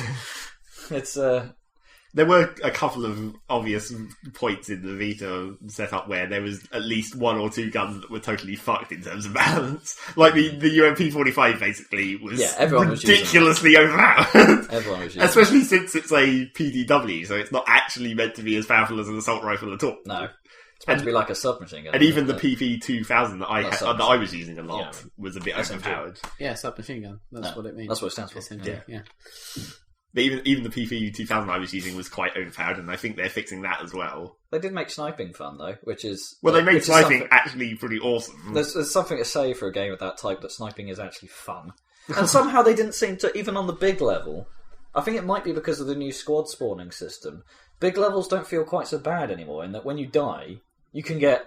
most of the time, yeah, but I don't like squad spawning. You can get close to the battle again, which is sort of okay. I mean, yeah, it kind of does sort of change how objective-based combat works. It's kind of a bit frustrating at times that you have to take down the entire squad. Yeah, there's one person alive. Otherwise, you can get repeatedly fucked. Yeah, but in terms of dying and coming back into the action, it feels much more forgiving, which is kind of nice, because that was one of my pet hates of Battlefield, is dying and then have to spend 5 minutes traversing the landscape, only to die instantly when you get to the fight. They should have just made more use of the swarm beacons. I mean, obviously, if people actually use those. Yeah, although on the open maps, even that's dangerous as well, because of the parachute. But then on the small maps, it's too powerful, because you just appear. Yeah. And then no one ever notices where the swarm beacon is. They're not very loud either. No, they're incredibly quiet. That needs changing, clearly. Yeah, they need to... Or like the light on the top needs to be brighter or something. Yeah, because they're really bloody obvious in 2142. And apart from the giant pods coming out of the sky, you can hear them easily as well. Apart from that, yeah, you could tell where they were, because you'd be following the... and they were massive. Yeah. With a little dish on, so it's like, oh, I know where this is. Yeah. Whereas these little boxes are quite and they blend easily in with concealed. the grass, of course. Yeah. And you can just put them in a bush, which makes them virtually impossible to find, because you have to be crouching in the bush and then, like, see them through them, like, when polygons are 2 centimeters. And it was also quite difficult to tell friendly from enemy unless you shot at them. Yeah, you just have to shoot at all of them. Yeah. Or look at the minimap. If it has an icon on the minimap, then it's a friendly one. Oh, there's another point. The map is fucked. Shit. Yeah. I don't understand, because Battlefield 2, like how can you how do you know where to spawn? How do you fuck up a map? There's no view of the entire battlefield. So you just have to like know what the points are called, and then go down when it says your spawn list of places you can spawn. You have to know that antenna means that one. Yeah, it's like comms with your guys on the ground will help to that degree, but the map doesn't ever show you a complete picture. It shows you a zoomed in picture. That's not an actual map. What you've got selected, and it's like a weird wireframe. Yeah, it's just awful. It's not good. I mean, I don't even really like the little mini view. No, the icons. Admittedly, I was playing it at 1080 resolution, so it's a bit smaller than what the console versions are going to see. But even the icons on the map seemed small, even when they were playing at 720. They seem like they're too small and too. And just plain incorrect at times, to be honest. Well, I mean, that may be a lot of beta, because there was like a lot of the vehicles don't have proper icons for each type of vehicle. So, like, anti-tank turrets appeared as tanks. And you're like, fuck, there's 2 tanks up here! And it's like, oh no, they're just turrets. Yeah. Boo. They haven't fixed the icons yet. Yeah. So hopefully that'll be... I don't know, there's a few little... I mean, there's obviously the other problems to do with that, with like spotting and whatever. Where, there's no wheels, so you can't actually do anything. Oh no, they've put that in. Oh, you just have to just They said that they're putting that in. They're putting the wheel back. Yeah. They better do, because it was really hard to get ammo. Whereas, like, you can't call for... Apparently you can. You could theoretically call for ammo, and I never knew this, but supposedly if you looked at the icon that is above a support player, and then press Q, then that would make a call for ammo. Oh, right, so they've tried to make the just Q release context sensitive, so presumably when they put the wheel on... You'll still be able to do it that way, presumably if you're looking at someone and you just Q... The middle button becomes context sensitive and goes call for. Well, I mean, it already was sort of context. So presumably, like different things. Yeah. Yeah, but do you know what I mean? Because it was always just spot before, so maybe they've added that. That'd be nice if it's done that way, actually. But it's still better to just be able to call without having to look around for one of those icons. No, you need the rosette or whatever it's the radial menu to be able to do that properly. Yeah. So yeah, it's nice that they're bringing that back. Or at least, although they could do a TF, like, couple of button combos is fine too. I don't like the TF ones. Unless you know exactly what the buttons are. Yeah. It's rather annoying to do. It'd be nice to have both, maybe.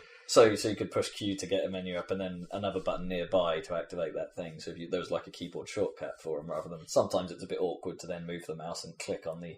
Well, you never had to move it that far. I know, but there's a certain awkward, there's a certain imprecision to it. Yeah, that might not be so great. But it might work. It'll probably work better actually on the console stick. Yeah, that makes sense. Than the classic radial that we saw in Battlefield 2 and 2142. But we haven't even talked about Battle Log yet. Well, yeah. Which now this is the bit this is even more confusing than the month-old build issue. Really, is that in theory they could have run a month-old build of the game. Because the game engine is technically separate from Battlelog, which, okay, we're going to have to go into specific PC territory here, because Battlelog on Xbox and PS3, as far as I can tell, is yet to really be sort of revealed. Well, it's some kind of weird... Because it had like some kind of matchmaking. Yeah, it seemed to have it on the console versions, from what I've heard. I've not tried it, so this could be completely wrong, but from what I've heard, they used a classic matchmaking system for getting into games and stuff. Which doesn't exist on PC. There is no matchmaking system on PC. I mean, you press a quick play button and then it just sits there doing nothing forever. Yeah, that didn't seem to work. But the entire launching of the game is done via a web-based interface, which the Xbox and PS3 owners will be able to get to see their stats. Yeah, to see stats, kind of like in an in-game web browser. Yeah, like Bungie.org or Modern Warfare Elite sort of style. It'll be like their stat tracking service. On your phone. Yeah, or on your phone. Is there an app for that? Possibly. But it might just be a mobile version of the website. But, yeah. Or even the website itself. Now phones are powerful enough to deal with that kind of shit. Maybe, although that website is kind of dodgy. Not mobile formatted, yeah. No, but the biggest problem was that most of the bits, the web UI just didn't work. For me, the server browser didn't show any ping times. Apart from once. Yeah, I got it to work once, where it showed ping times. And in my case, I discovered that you have to scroll through it to get it to refresh all the pings. Because it only refreshes like a block, and then there's a slightly darker line that shows you the end of a block. So unless you scroll all the way down the page, it doesn't actually load all the other blocks as pings. Oh, right, weird. Which is kind I suppose that might make sense. Well, it makes sense from it being a web browser service that it has to reload specific parts of everything. But it was little things, like it didn't. It was major things. There's no queue join, which as far as we can tell. Apart from I've seen people do it, and I got in a queue one time, and then I could never find out how to do it again. Well, yeah, there were certain servers that I think it might have been a server option. Possibly. There were certain servers that seemed to support queue join. So you'd say join this server, and it would say you can't right now, but the game manager would stay up saying I'll join when I can. And it's like, fine, I can deal with that. But practically no server seemed to support that. It would just say, couldn't join. So you sit there having to manually click, can I join? Can I join? Can I join? Can I join? Until eventually it goes, all right. Go on then. Go on then. You might as well. Then again, that's also maybe a factor of the beta where it's like there's a limited number of servers. For the love of God, let's hope they just put queuing in as a standard. Or some kind of auto retry, because that's just, we're talking... Well, I was about to say we're talking PC standards, but actually that's probably just Valve standards. Yeah, if we're being honest. But every game should have it. It's just it's like everything else about that Battlelog page and that like forming parties and shit just doesn't really work. No, forming parties didn't you work. press create a party and then the thing doesn't come up until you refresh the entire fucking page, and then the thing comes up and then you click on it and then you're like, add this guy to the party. Did that work? No. Fuck knows. And even inviting... They have an interesting system for friend invites. When you start a game... when you're in a party and you start a game, the party window comes up saying, party join started! Well, if you select party join... And then nothing happens. Yeah. So that doesn't work. And also, but as a separate invite feature, when the game manager comes up, they have the concept of drop zones. Drag people from so your friends list. And also in parties you can do this as well, where you can drag people from your list or your party list into a game by dragging it into the game manager, which is in theory and actually in execution quite nice on the website. Problem being, it doesn't work. So you drop people to invite them to a game. Doesn't work. So the only way we managed to do it was just I'd join the game and then you'd look at my page until it updated that I was in a game. Well, no, I had to. Oh no, it didn't update by itself as well. No, I had to close the friend list and open it up again for it to refresh the friend states. So it's really not very actually updates itself. You have to update it, which is shit. Yeah, which is it's a massive. If they don't fix it, it's an incredible step back from just actually having an in-game browser. It's like at the moment. But at least they have the potential to fix it without changing the gold master of the game. Or do they? Because if it's the fact that it's because it's in a web page, the fact that you have to refresh things sort of might be an element of how it has to be coded in HTML. Or whatever. They could do it with Ajax. You can have it refresh. They just have to change the page. It wouldn't be attached to the game engine because the game engine. Well, no, I didn't mean it was attached to the game engine. I meant it was attached to the whole concept of a web browser. If you couldn't do that kind of stuff, there's so many web apps wouldn't work like these days. You could totally do that stuff. You can definitely do it. There's no technological reason why they couldn't. Yeah, and of course it installs some fucking plugins, spywares. Yeah, and Origin. Forgot to mention that the entirely pointlessness of Origin. Origin is so. I don't get it. I just don't get what EA are attempting to do. I mean, it's by every measure not Steam, and it's like. And I mean, not as good as Steam in any way. It's just, I'm not quite sure why they think this is a good idea. The only thing that I think is a plus to Origin is that it's a better patching service than what they used in the previous Battlefield games. Because the previous Battlefield patches were the worst. They were terrible. I'll give you that. But it's just weird because the store doesn't... Because I think they're using some kind of Flash client perhaps to do the actual store pages within Origin, the client. So they take friggin' ages to load. Yeah, like your friends list comes up ages after you started. When I uninstalled the beta, it took a very long time for it to actually reflect on the actual main screen that I'd had it uninstalled. Even if I switched about a few of the screens and stuff, it says, "Oh, you can play this." And then I clicked it, going, "Okay, then what the fuck's going to happen?" Then it goes, "Yeah, something went wrong." It's like, no shit, I haven't got the game anymore. So it's really dumb. I don't know. There's no need for it to exist. No. Not yet, anyway. And their prices are shit as well. I didn't even look at the store. I browsed the store. Literally, of course, it only has EA on there. But naturally. But all their prices are rubbish. It's like, you can probably get some of the stuff they have on their own store cheaper on Steam. And you're just like, fuck's sake. This is just wrong on every level. And Although, in fairness, I kind of like the styling. The sort of white and orange is kind of alright. I don't like that. It's kind of dodge concept. I guess. It's like the other thing with relation to the Battlefield thing is where it's like Origin runs the game. So basically you have to do run Origin, then you open a web browser and go to the battle log, and then when you click to join a server, Origin launches the game in the background. Yeah. It's like there's no reason for Origin to be there apart from doing that one thing. Yeah. It's like you might as well just run an exe somewhere. You shouldn't have to log into Origin to do this. But they make you do it, of course. Yeah, just because they want to push Origin. It's all kinds of stupid. And I had to in my bookmarks bar on Chrome, I created a specific link back to the plugins page so I could turn off all their shitty plugins every time. Yeah, fortunately the plugins do load with a sys-tray icon, so you can one of them does. So you can turn them off there. What are these? Browser plugins? Yeah, they have to be browser plugins, so the browser then knows how to talk to Origin to launch the game. It's basically the game manager bar at the bottom of your thing, which does the management, and then there's the voice server. Oh yeah, the voice server. I forgot about that. This is the other one. Yeah. That's weird. The one that normally has a toolbar. Because the voice server is built into the web page via that plugin. Apparently that's kind of neat as well. But it's... Yeah, you'd think you could have... Might as well just use Mumble. Yeah, exactly. You'd think you could have the links sending stuff to other applications without having extension. Because when you try and open an app in the iTunes store, it doesn't have to have an extension to launch iTunes and show it in there, does it?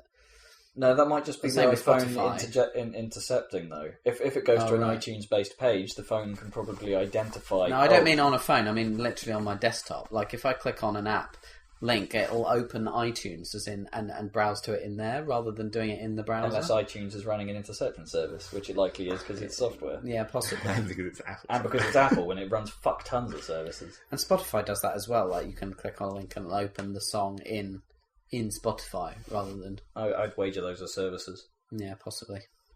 Yeah, fair enough. Goddamn background shit. Yeah. I try and stop all that stuff. Yeah, yeah. As soon as I was done with that, as soon as the beta ended, I was like, I'm going to find where those plugins are hidden in their ridiculous user folder somewhere. If we're talking on that line, I know iTunes runs at least 2 background services. Yeah. You've got the iPod helper and iTunes helper.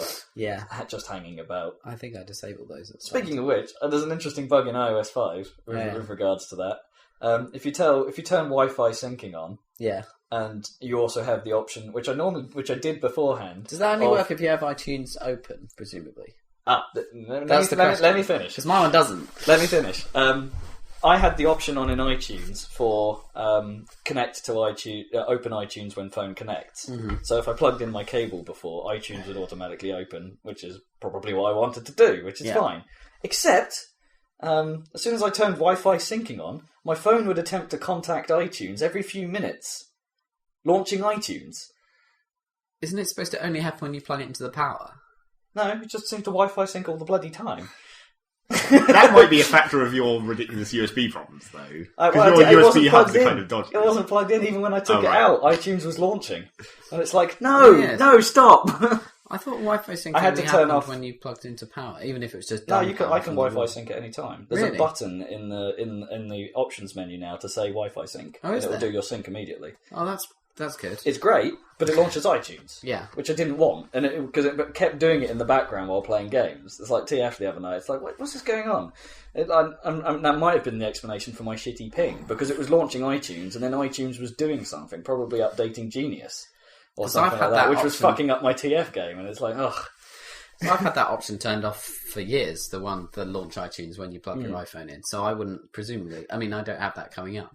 I mean, I do like the fact that now, while it's syncing, it just has a little icon and you can keep using the phone. Yeah, for the love of God, that's so much better. Yeah, which is a relief. Yeah. So Battlefield 3. Yeah, back to the actual Maybe we should talk about some actual gameplay. Yeah, so how does what's the suppression stuff like?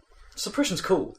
Pretty cool. I just like playing support, so I already just like spewing bullets. Actually, I only played a brief spell as support class and fell in love with it. Actually, it's that is one of the funnest way to play the most fun way to play the games. It's sort of my one problem with support was like I don't actually like the real machine guns. No, it's like the box machine guns where it's like 100 bullet box or whatever. Because they take fucking forever to reload. If you reload. If you run out of bullets, or if you choose to reload at any kind of, even remotely bad time, you're totally fucked because you have like 20 seconds where you're completely vulnerable. Can you switch to a pistol during that Well, time? yeah, you can. But, okay. So I actually prefer the default support guns you start with, where it's only like a 47 bullet, it's like an extended magazine AK or whatever. Right. So you just have a clip that you smack in there, and that reloads much, much faster, like... 3 seconds or whatever. Yeah. So it's actually way better for suppression because you can constantly lay down the fire. Yeah. And if there are two of you, you can keep it going. It's quite nice because suppression works by... It doesn't actually really affect the other player other than blurs their vision. Right. So they get a tunnel vision sort of effect. So the point where they're focusing on becomes sharp, but the rest of the screen goes really quite blurry. They lose their peripheral vision. Yeah. It's pretty neat. And then you get bonuses if they get killed under suppression. So there's an XP... Awesome. There's more of an incentive for machine gunners to just lay down fire. Yeah. Awesome. Which is great, and it works really well. That's I like really it. Cool. And it works even if it hits the cover someone's hiding behind. Yeah. But to a lesser extent. Yeah, to a lesser extent, and provided the cover is fairly shallow. So if it's like a little bit of concrete wall, for instance, and the bullets are spinning off the top. But of course, suppression isn't only a support thing, as it turns out.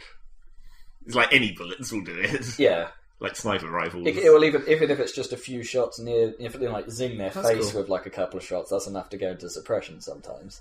Even if it's not hit anything near them. Because you guys were really sceptical when they announced suppression, but it seems like it's... Well, I liked the idea. I'm still not convinced it actually matters that much. No, I like the idea. It's a cool thing. I like the fact that it exists, but I don't think it really changes the way you play. Mainly because everything, you just die instantly anyway. If you actually get hit by bullets, you're automatically dead, so... You have to be super careful and stay in cover. Yeah. So no, suppression is cool. I also kind of like it's also worth mentioning the health system, which is different. Regenerating health. It's regenerating health, but it's really slow regenerating. Well, it takes a long time to start. It takes a long time to start, so, you can't just hide and then get Call of Duty, go, yeah. Alright, I'm ready, let's do this. I'm at full strength. It takes a very long time to start recharging. It's and more then like recharging the first Halo, where it kicks it down and then you have to wait quite a while before it goes... No, it's even longer than that. It's like 2 or 3 times. But then it also makes you kind of confused as to what medkits actually do. Yeah. I assume it just makes it faster to start recharging. It's insta restart. Yeah, and I think you get that's what I thought. And you get a faster recharge rate, I believe. But it's still not crazy fast. No. That sounds kind of cool. No, I think it's really neat. Also, the other problem that I have with the medkits and the ammo supply kits is there's no audio feedback for when you're getting health or ammo. No, there should be some sort of... I hope they put that back in. It doesn't obviously go click like TF does. It's like more than once I was like laying down covering fire on support, and I had my ammo crate there to resupply my ammo. But then I didn't realise when it ran out, and then I clipped out of bullets entirely, and I was like, oh shit, I thought I was on my resupply crate, but I'd already used all that ammo, so it disappeared. And because I wasn't hearing the noise, I didn't know. So you had to put another crate down. Yeah. So I hope they put that noise back in. Yeah, some audio cues would be good. The audio is very good in general. Well, apart from all the bits that are missing. So like, all the noises that are in there at the moment are pretty awesome. Yeah. But... the bit I didn't like in the audio front is the chatter. Well, my problem chatter's a bit shit, because it just sort of goes... It's a bit too varied, and your biggest issue was with the objective-based chatter. Because that was the one you complained to me most about, was that when someone captures an objective... It doesn't tell you It just where. says, the objective has been captured, and it's like, well, there's 4 of them. Which one do you mean?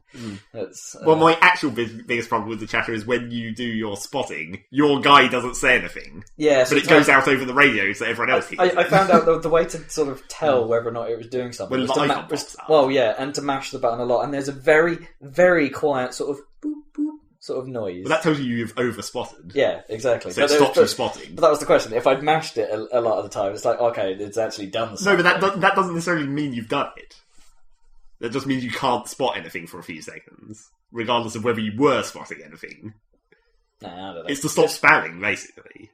Oh, so you can't just go... Yeah, so you can't just trail your cursor across the horizon and mash the spot button to see if there's any snipers up there. Well, it was the only way I could tell whether it was doing anything, was to mash until it booped. The only real way is to tell when... the icons obviously appear. Yeah. If you actually get a spot on something, it gets the icon. Yeah, but if there wasn't anything there, I couldn't tell that I hadn't hit anything. Well, yes, that's true. But then your guy wouldn't say anything if there wasn't anything there either, even if those sound effects did exist. No, but it would have been more useful if there was some sort of feedback to say nothing there. Just some sort of indication that it's done what I asked it to. Well, if you're pressing them... it was like that in the old Apples, really. I know, but, you know... you just go... Something's there every time you pushed it. Oh yeah, that was annoying. I know, but it feels more like unresponsive controls when there's no feedback. Yeah, I wouldn't mind it not doing anything, not saying anything, not telling the opponents, but I'd like some sort of indication, like like a beep or something, a different beep to say, or if I couldn't do what I was trying to do, and I like the Half-Life, use action. Oh, the error noise. Yeah, the sort of boot. Yeah, that classic boot noise. It just needed something. Maybe. But yeah, it's kind of awkward. People swear a lot too. Well, yeah, people swear all the time. And the voice chat. Yeah. No, not well, people. Just guys. The actual chatter swears a lot. Which is kind of cool, because it does feel kind of like... people probably would swear a lot, they're army men. Yeah, naturally. Although they are... Maybe sometimes it's a bit ridiculous. Where they're just... constantly shouting ridiculous swearing words. Fucking fuck! I'm gonna fuck this guy up. You hear that one actually quite a lot. I don't know. I kind of liked that. It was kind of cool. How's the kind of animation? Because they were all boasting about the fact they got the tech from really good. It's good when it's not bugged. Yeah, really good. When you don't have weird bandy-legged people or people who are running sort of horizontal, like they're leaning over for some reason. Yeah, assuming they fixed that stuff. All right. If we're on the front of glitches, because generally it's very, very good. I didn't mean to get on that front. But on animation glitch side, there's there's one bit where you're defending. It's like the gate, the metro gates, isn't there? Yeah. Like to the so like the toll like where you put your oyster. Yeah, like where you attach your oyster card. And you didn't have to stop while I was saying that. Sorry, I was wondering what the fuck you were doing. It's like where there's the turnstiles. Yeah, that's the word. And you're laying down fire, defending there, and I'm sat there as a support kit, just laying down fire on where people come up the the escalators. Yeah. And all of a sudden, a body just starts sliding across the floor in front of me, and I just can't help but just stop and then go, What? You can't just help stop and go, shift! Yeah, shift! It was just really hilarious, because it was just sort of going... sliding along the floor with physics still acting on its limbs and stuff. It was just being dragged along by its head, it seems. And then a few seconds later, its gun followed him, floating through the air. Like, what the hell? Or alternatively, there is the other bug where when you revive people, they don't revive and they just look like a dead body sliding around murdering people. I've had that one. That was a bigger issue. I went round a corner, saw a corpse on the floor, which its gun just then sort of went... and killed me. And it's like, what the fuck just happened? Yeah, that one is fun. Yeah, so that was a problem. I think my biggest problem, and this is, I'm not sure how they get around this, is the issue, is that for all of the slickness of the animation, which is quite incredible in places, they haven't added entering vehicle animations. Oh, so people just pop. They into still vehicles. just ping in and out of stuff, Right. which and this is why I say I'm not entirely sure what they could do about it, because then all of a sudden you lose the immediacy of it. But it takes away something, I think, from the game. Well, it makes it kind of like one time I nearly got ran over by a Jeep. Yeah, who like I saw him coming and I was standing in the doorway in a building and I thought if I just stand back, I knew that he was probably going to come through the wall, so I stood back far enough to get out of the way when he came through the wall. But then I was shooting at the Jeep and it's like, wait, there's no one in it. Did he come out? And then of course he was just standing there next to me and I managed to turn around and kill him in time. Yeah. But of course, because it's just instant, You can't sometimes see whether someone's got out. I mean, it'd be nice if if the sort of balancing happens that people have been talking about in the recent previews, that tanks have become a little less random in their effectiveness. I found tanks really irritating, and like I could die very quickly. well, When I was sometimes in one, and then you'd shoot someone in the face of a shell, and they wouldn't die on occasion, and yet sometimes it would be insta kill. I found tanks very random, but apparently if they've changed all those and then so they were a bit more solid, so tanks were a bit more of a threat, like they should be. That getting out of a tank probably is a disadvantage to being in a tank, is that when it's in trouble, it takes you time to get out of it. Well, can't they just have Halo style? Yeah, what's wrong with Halo? That's getting in the tank takes longer than getting in a warthog, doesn't exactly, and it's like it's fine, Yeah. It's the risk you take when you get into that thing. Yeah. Speaking of vehicles, it's a bit strange how you spawn into planes. well, that's a good idea though. Well, no, it's kind of neat, but it means people just whore it out. I mean, Yeah, but it means you don't get people just standing on the airstrip because they that don't was wait dumb. there to respawn. They wait true. to spawn. It does fix that. It does fix that That's issue. better. But what about? Doesn't it mean that when the pilot then dies, they go back to the menu and then they'll just go back to because the plane they'll be the first one to see their plane respawn, depending on plane respawn times. Maybe they balanced it so the plane takes a certain amount of time after being destroyed. So presumably it does. to try and stop the player from waiting for the plane. But then surely you'll end up with, instead of people amassing on the airstrip, you'll end up with people amassing in the lobby. That's waiting better. for planes. At least they're not using tickets by retardedly true. standing around and giving themselves Maybe, killed. but they're still not helping the team. I don't know. I suppose there is no way around that, but Maybe it'll I didn't get a chance to try the planes because of it, because they were always being used. Well, when I went into the planes, I discovered that the fucking invert controls didn't fucking work. No, that didn't work. It's like there's an option for invert controls in both flight and in person. As far as but when you get in a car, which is neither, it's not inverted. And it disregards your option, so it's like there's a bug. Well, So as far as I I can't play inverted all the time. No, when you're in a car, it doesn't invert, From as regardless of your settings. as far as I can tell, it's kind of worrying that there is only those two settings.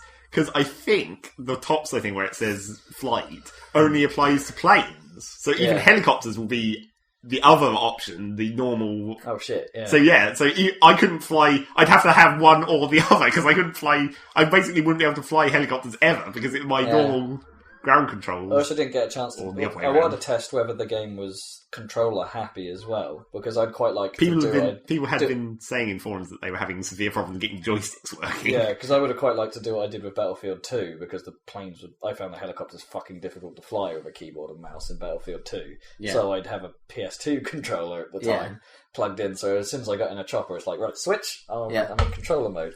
I'd love to be able to do that again with planes and choppers, because it just makes it nice for me to play like that. I think that's something else that they suggested that might be in the full version. That would be cool. I'd be up for that. Just as long as the inversion thing is the main thing, because if they make it so that you can't, if it's paired off in the wrong way, where it's like, well, in Battlefield 2, it was really customizable. where it's like every vehicle you can set it, boats you could have uninverted if you wanted for no reason.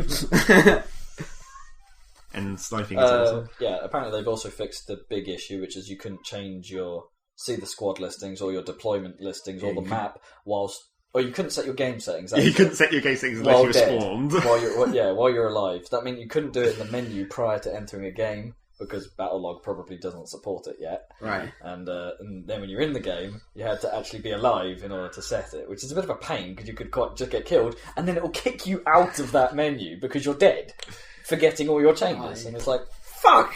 And of course, squads are fucked. And it also means you have to toy with your video settings, because I had some weird problems. I have some fucking irritating graphical issues, actually, in fairness. There's a few glitches that are common to everyone, like the odd flicker. Screen flashes. Yeah, big yellow screen flashes, which I got with 2142, in fairness. Yeah, those were much more fucked in 2142. Yeah, it's like, if the screen... My bug with 2142 is... The blur didn't work. The blur effect didn't work. So whenever you turned, it would go yellow. No, they didn't have motion blur back in 2142. It was a blurring the effect. suppression, basically. Yeah, it was basically like explosions nearby would cause you to go, I can't see. Yeah. But it would just go yellow. It was like, I really can't see. Yeah, it was only a problem when I got my 8800. It seemed like the newer graphics cards couldn't deal with 2142's engine for some reason. Yeah. Hopefully they fixed that at some point, but they didn't for me. It was fucked. But yeah, there was the yellow screen flashes, and bigger issue for me was that the frame rate is really fucking weird on my machine, and I think it's tied to the lag of a server. I think, in that if the game is laggy, it doesn't just occasionally reposition you like you sort of expect in lagging. What it does is constantly reposition you, and the effect is that it looks like it's frame swapping in the wrong order. So, to put that in perspective, it's like you take a step forward, and then the game immediately takes a step back, and then steps you forward the next step, and then takes a step in somewhere in the middle. So the graphics are all incredibly juddery. Or juddery. Yeah, juddery. One of those words. It's like one of the best tests I did was in the Metro. There's a couple of ATMs, isn't there? Yeah. And if you circle strafe around it, you can see two of them. Genius. So it's like, yeah, that's how many fucked. fingers am I holding up? Yeah, exactly. It's messed up. But and it seemed to be completely random until I joined some games. Some games it worked fine. On a different server, and it would be absolutely perfect. And it's like, my system, and the other thing to bear in mind, my system's no slouch. It's only a 275, so not the most up-to-date graphics card in the world, but i7 powered, or 6 gigs of RAM. No slouch by any means in terms of gaming hardware. It's sort of struggled at times on the big map, and it's like and I find that confusing, given that the consoles seem to be doing a fairly decent job of holding it all together. Yeah. Yet the PC performance was a bit disappointing. Well, some aspects of the graphics and everything I still thought were a bit... I mean, obviously that isn't turned up to maximum because they didn't have the maximum. No, the beta didn't have ultra mode, but I don't think I couldn't. Well, judging by that, unless this is another thing they're optimizing. Maybe, but judging by the beta, my system cannot run it at ultra, which is annoying. Because it's like the first game I can't. Your graphics card is quite old, relatively speaking. Yeah, it's reasonably old, but it's still a lot more powerful than the Xbox, Oh, yeah, of course. But why is it... I don't get it. But anyway, yeah. Yeah. It seemed like it should have run a lot better than it did. It was... Given that if you ran Crysis 2 on my machine, not that I've tried, but I know people who have a similar spec machine to me, and Crysis 2 will run at 120 frames per second. You should try that. With everything ranked you should up. Try that. I kind of want to see if your system really does. Yeah. Because your system seems to have weird problems all the time. It has a problem... Okay. This is the other potential cause for the problem. My system has issues with EA games. Well, yeah. Just in general, it has issues graphically with EA games. I can't play Need for Speed Hot Pursuit at 1080 because it has a juddery effect. I can't play Burnout Paradise at 1080 because it has a juddery effect. Very similar to the issue I'm getting in Battlefield 3. So it's a different engine by this point, though. Obviously. The games are all... the Burnouts, maybe they might share a bit of engine tech, so I kind of perhaps can forgive it for being a bit shit. In both iterations. You can understand it. Yeah, it makes... there's some sort of conflict going on. But Frostbite is a completely different engine. There's no shared code there. And it's like... Why does it run so goddamn the same at times? It's like it's the same issue. So unless there's just some inherent EA block of common code that fucks my system right up. But that is potentially the biggest killer for me in the PC version of it. If I get the full thing and that glitch is still there, I will not be happy. Because it just kills... You can't play it while it's doing that. Well, let's hope they'll sort this. Well, who knows what they're going to sort out, but we shall see. Yeah. Even if they don't sort it out for launch, they'll have to sort it out eventually. When it worked well, it's not going to just be abandoned, is it? It still has to be said. When it worked well, I was quite pleased with the game. So that's... Even if the beta is the least representative beta of all time. Yeah. And fairly obviously they're changing the unlock progression because that was way too quick, basically. Oh yeah, but it makes sense to have it quick in the beta, though. Or at least the ranking up, mate. I mean, maybe per gun was probably okay, but the overall rank one was probably Are they resetting everything? Well, no, it was probably just fast at the start and then slows down, like normal leveling. I don't know. I didn't actually look at the numbers because all the gun unlocks are like numbers. Because you want to give players a number of options at the start of the game, don't you? And then slow it down as they have more options to give them something to work towards. So you've got the hook. I guess, but because it's unlocks for every single gun, it's like very specifically you have to use each gun. I always like the idea of gun loyalty though, because it's kind of cool because you find the one you like and then you get rewarded for using the one you like. Well, it is also kind of weird. That's cool. I like that. Although it's also kind of weird that all the unlocks for all the guns it's like the same equipment, like the same scopes and everything for each gun. They're just always in a different order. I mean, it makes sense, sort of, because obviously you don't want to unlock shitty scopes for sniper rifles or whatever. Yeah, but that happened in COD as well. They're just copying COD again.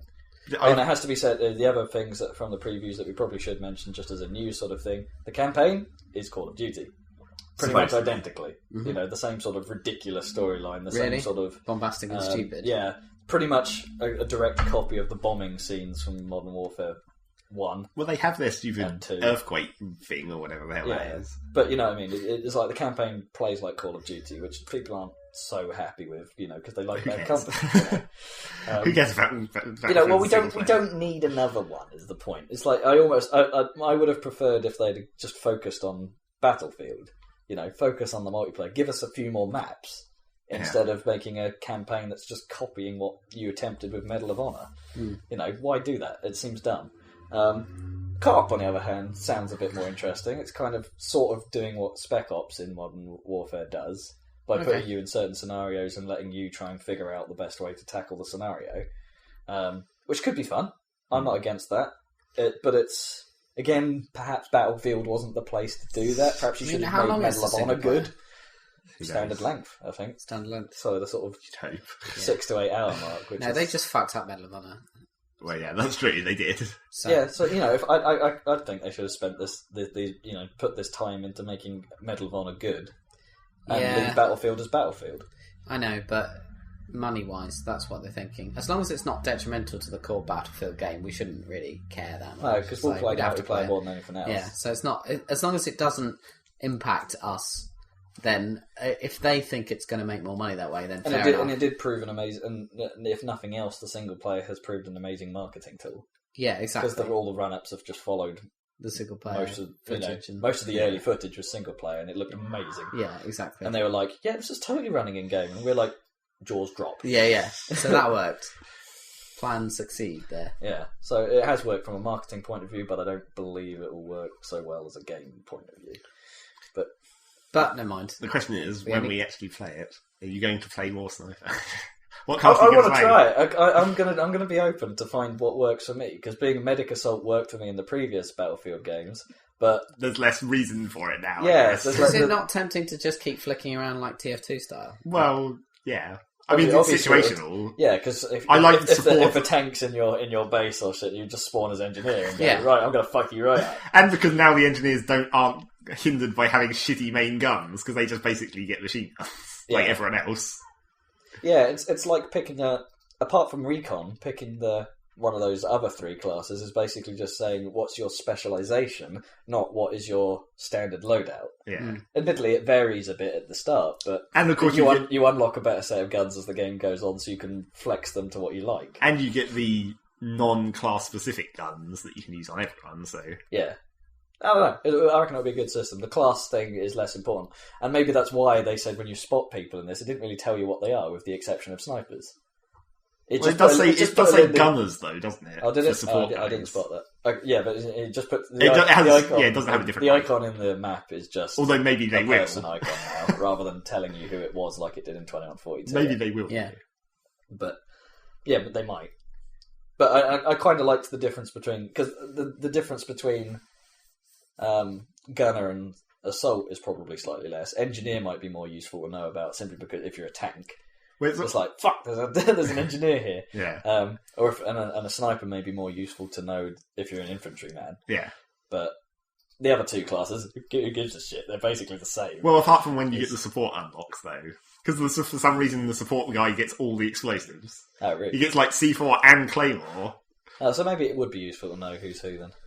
But we'll see. Yeah. But learning to snipe is the important thing. Let it fall off. Do you think, all those awesome things. Do you think the new spot system's a bit weird though in a way, because they didn't I might be wrong on this, but in previous Battlefields, if you spot someone, it appeared on the map. Yeah. It would only appear in your vision if it was in line of sight. Yeah. Yeah. But now so if it was even behind cover, you wouldn't see it, but you'd get the map indication. Yeah. But now you can see through shit. Not always. I found you. I do find sometimes if someone spots something, it would appear and it was nearby at least. I could see it through cover, and it would be like, well, that doesn't seem right. I'm not always sure. If it goes into cover, they should lose the spot. Because sometimes Sometimes I've seen when a dude runs behind a building, his icon disappears and then it reappears when he comes out the other side. No, I didn't when I spotted. I didn't see I think a lot of maybe quite a few of those cases. Yeah, I think maybe quite a few of those cases are the rocks again. Maybe. Yeah. The rocks don't block line of sight as far as we can tell. Yeah. Or bullets. Yeah, or bullets. Yeah, no, that might be it. Find a good sniping spot and shoot. I think maybe the ridiculous thing about the sniper rifles will be finding whichever one you can get to fast enough to get the bipod. Because the bipod on sniper rifles is so overpowered. Because the bipod on support guns is cool. Yeah. Where it's just like deploy it and go. But with the sniper rifle, it totally removes sway. Oh, really? So you just put a bipod on your sniper rifle and you don't have any aim sway at all. You didn't have it in previous games, did you? No, you did. You 2142, you swayed all over the place. It was only up-down. There was no left-right sway. I don't know. It was up-down and rhythmic. Yeah, I think there might have been sideways. I don't know. I don't remember. I can't actually remember. I think there might have been sideways sway after the shot. But why would you use a sniper rifle without a bipod? Well, like you in have real to life now. Like in real life. Well, you can do the old hold your breath trick, of course, to temporarily stop the sway. I didn't. Shift. It was the sprint run. Oh, you could. Okay. I suppose you sort of hold it and you're prone, and you hold it up with your left hand. But in reality, you would just use a bipod. Yeah. But it really is quite overpowered. I quite liked the opening sniper rifle because it kind of you can use it in assault scenarios. Yeah, because it's a rapid fire gun. You can sort of like, oh shit, there's someone at mid range. Oh, I'm okay. It's like, holy crap, a recon guy just survived an assault man at mid range. Yeah, it's like.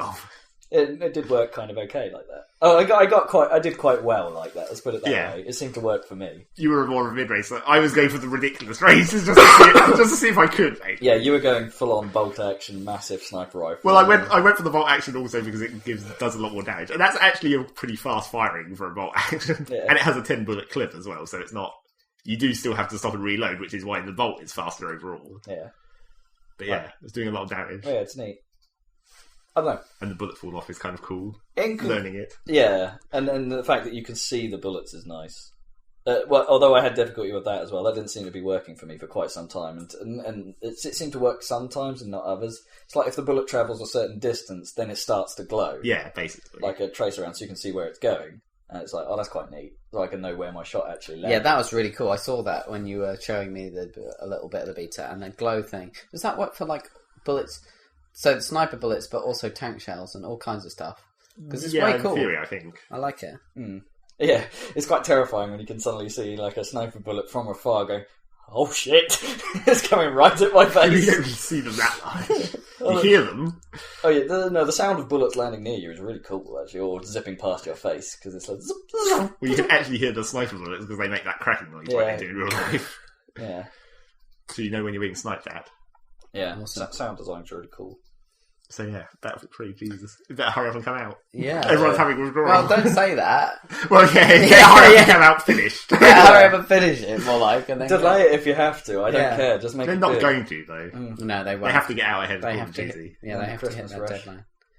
Which is dumb, because Call of Duty... But it's going to get patched so much anyway, inevitably, because this is a Battlefield game we're talking about. Yeah. At least it's auto-updating now. Like. Well, in theory, yeah.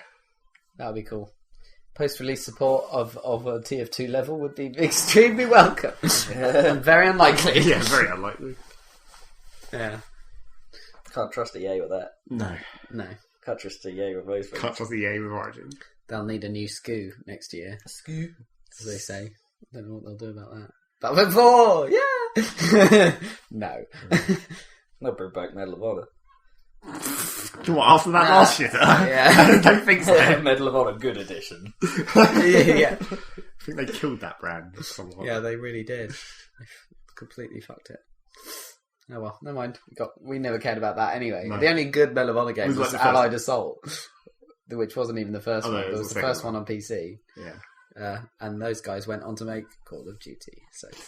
So effectively, Call of Duty Modern Warfare 3 is the latest Medal of Honor. Yeah. A good Medal of Honor. Suck it. Well, I don't even think it's going to be good. So there you go. I saw a trailer of that, and it just looked even more stupid than the last one. It's like, oh, great. I've made my choice this time. I'm not buying that. It'll be the first Call of Duty I know buying into at the start. I know Kippers is going to try and convince me otherwise, but I've just not got on with them. No. And we don't allude to that fact. We're not fans. I thought of a game I played. What? Holy shit. Ace Combat Assault Horizon. Oh, the demo. The demo. Yeah.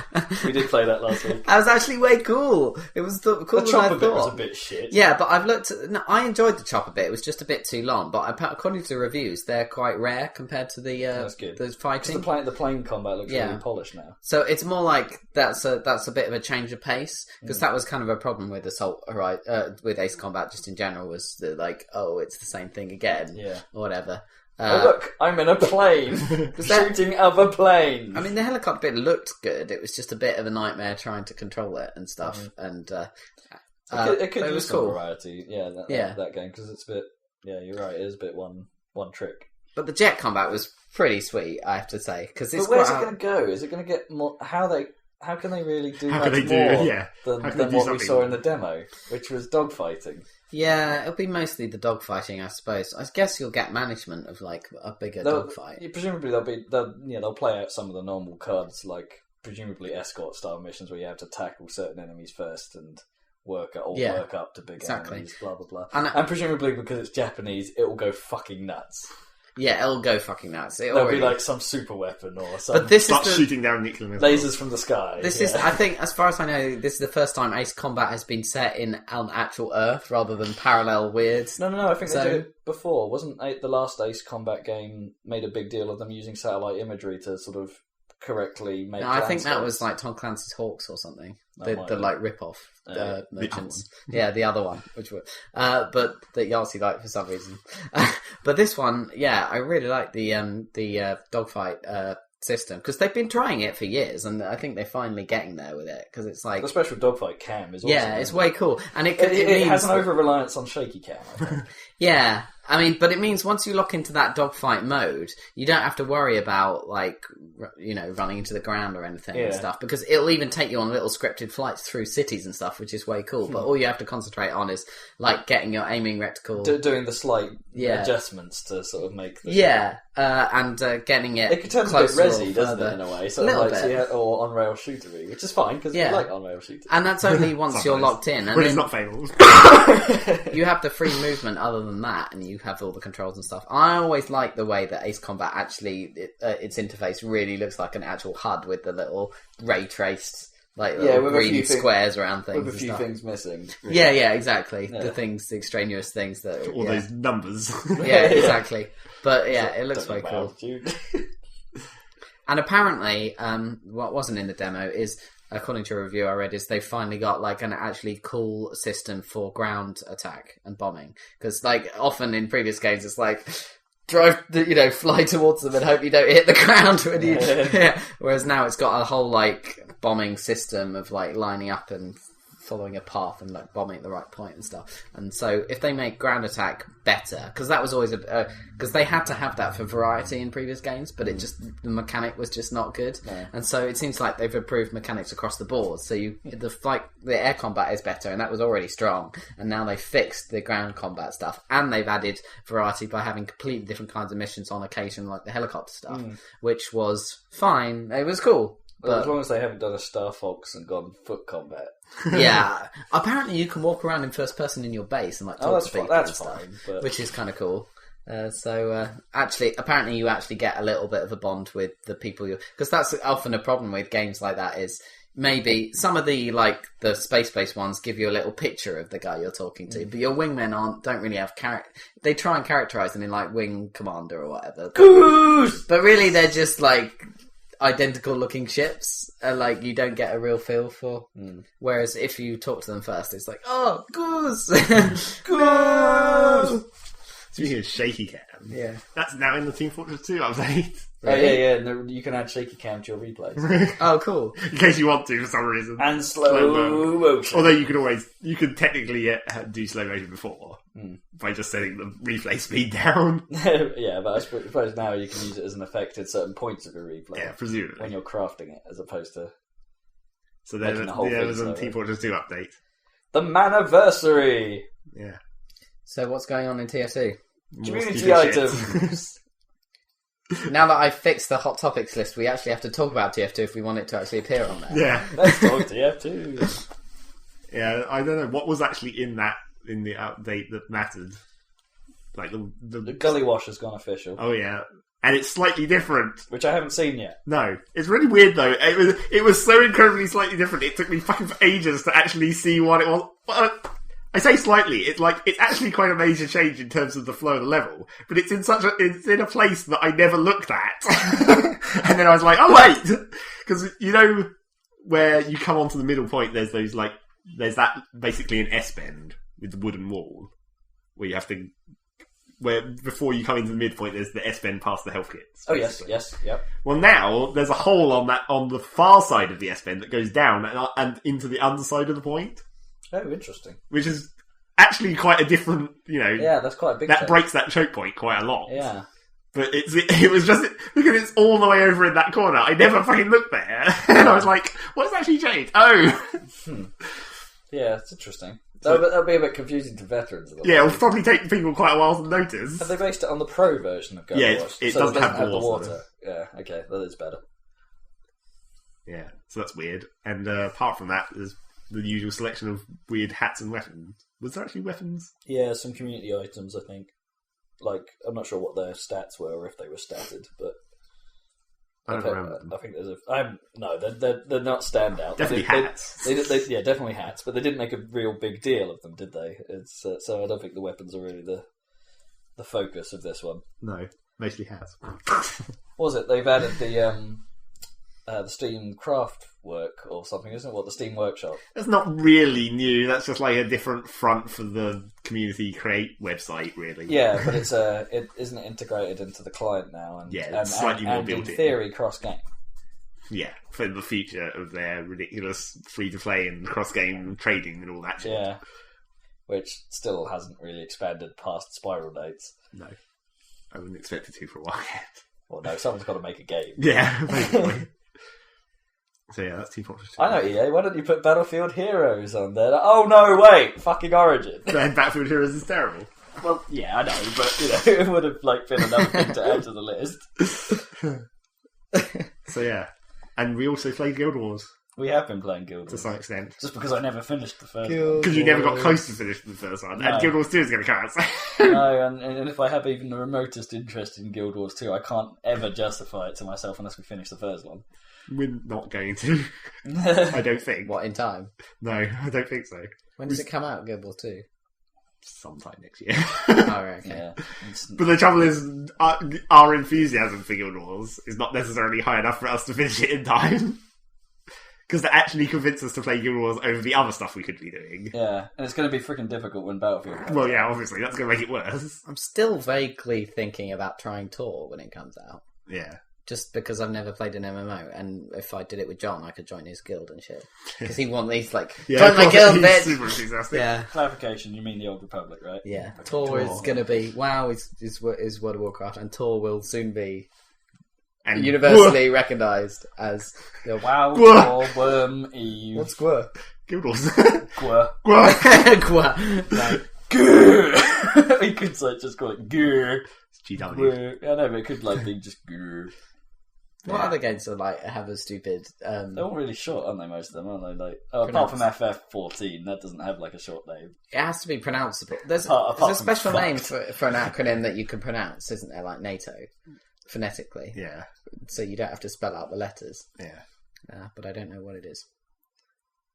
No, I'm thinking, but my thinking is failing. So we played Guild Wars, and I played some more Guild Wars by myself as well. What? Mainly, it's like I'm trying to get Rob through.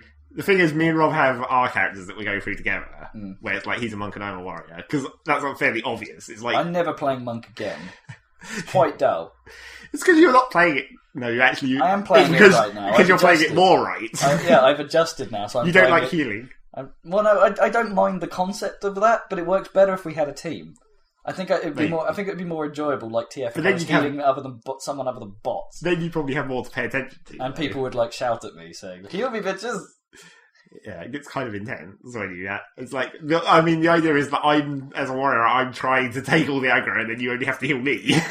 Yeah, but except for the fact our other healer seems a bit retarded. Well, it's a bot. Yeah, the AI guys. So I have to like heal her a lot. Well, I have to heal the other healer, so she can heal. It's because the AI, the enemy AI, sort of always go for the healers. And also because when they updated it to be slightly more intelligent about things like area effect and stuff, it actually makes it much more difficult for them to cope, because even if it's not area effect, if it's like melee, the healer, as soon as they get hit by melee, they start moving to try and get out of range. So all you do is you just have this fucking healer being chased by melee guys around the area, and because you can't cast spells when you're moving, that fucks up their ability to actually do things like heal. Yeah.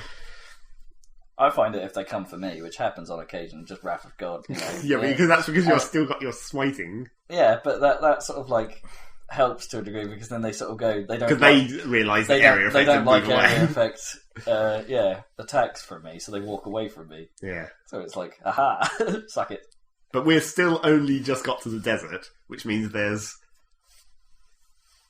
9 missions to go, probably. That's not too bad. Yeah, that means we're like halfway through. How does it? If not less. Oh no, probably more than halfway now. Yeah. We managed to get through the jungle eventually. Oh, the fucking jungle. That's the worst part of the game, I think, so far. It's just... Yeah, it's a lot of spiders. It's just boring. Oh, that sounds dull. Not that Guild Wars isn't generally quite dull. Yeah, it wasn't an amazing game. No, 2 will be better. Yeah, obviously. I think it was good at the time, because for me it had I'd never really played an MMO or an action RPG in general, really. I was never a Diablo fan. Yeah. Things like that. So it's like, it had, when I started playing, it's like, oh, this is interesting. Oh, we could go and do stuff. We could go off the beaten track and go exploring the world, which has no point. And it's apart from the one point that has a point for exploring the world was what I was doing by myself, was completing the maps. Yeah, I know, but that's a really stupid reason to do it. It's just a pointless, like, in basically your hero tracks a whole lot of pointless stats, like map completion and like how many treasure chests you've opened and how many things you've identified. I think it's like one for me, one chest opened that I happen to just have a key for. Yeah. So there's all kinds of like meta stats or whatever, and there's one for like completing the map. Can you just set the treasure chests on fire? Well, they're made of wood most of the time. Most of the time. Just burn the fuckers and get the shit inside. Burn the things inside. Well, they're probably metal. It'll be sometimes. Fine. But so there's these. Or you'll have some molten shit to craft into other shit. So there's all these like. There's the achievements for completing the maths of each of the 3 continents of the... Burn it just enough and then get someone else to water it with their magic. You know, we've got combination this here. Yes. It's like burn it, burn it, burn it. Oh, we can break it from there. Set it off. Set it off fire. Set it off fire. Fire turn off now. But yeah, so I basically my main character from the second expansion... I had like 95% complete on the factions. Factions. Yeah. I had like 95% complete on the factions map, and I was like, "Oh, I can nearly get 100. I can get the stupid legendary cartographer or title that I could have displayed on my character just for being awesome." And then, but the trouble is, when you get down to like that last 5%, it gets really fucking difficult unless you mod it, basically, because the fog of war gets pushed back when you're near it. So what you basically have to do is go into every area and scrape along the wall, running up against the edge of the polygon to make sure you clear out every last bit of fog of war. Scrape. But luckily there's a texture mod you could have, which is not very official. Well, no, it's not official at all, and it's also not very legal, sort of, arguably. They have a stance on it where their official stance is like, maybe don't do this, but we're not going to stop you. Yeah. But, because it might break the game or whatever. But you can install this texture mod which changes the fog of war from fog to like a line, and it has like a line which shows where your fog is, and a line which shows where the maximum fog is. Right. So you can target where you need to go to get those last few percents. Cool. So I did that for the second continent and got my 100% on that, and then I was like, well, I guess it won't take too long to do the first and last continent as well. So I did those. So basically, I played quite a lot of Guild Wars.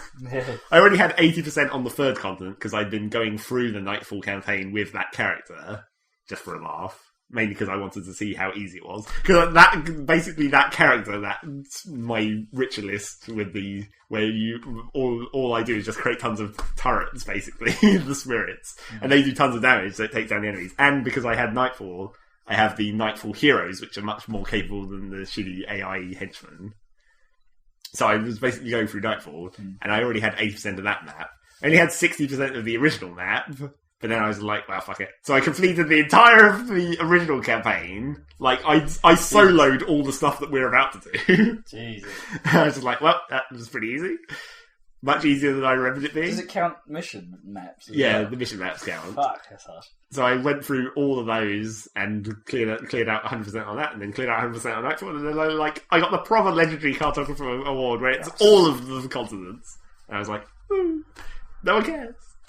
It pops up my name in the actual in like the global chat and says I achieved this legendary cartographer. Woo. And it's like, well, I'm done. Guild Wars. Yeah. If I can play that's quite a waste. If I can play ritualist in Guild Wars 2, I probably will because that's quite a waste of your talent. It's funny. Ritualist is awesome. I like how Dan's reaction to that is talent. Talent for grinding. The grinding talent. But yeah, Ritualist is clearly the way to go. Ground. I hope those appear. What is the past tense of grind as in on a computer game? Is it ground? I ground I don't think anyone ever says that. I think everyone always says grinded. Because if you... It should be ground. But it sounds even worse, doesn't it? It's like I ground myself. Well, I ground myself up. Yeah, I guess you ground up to a weapon. You could say that. No, you grind to a weapon. Yeah, but then that's not the fast one. Oh, I ground up to this point.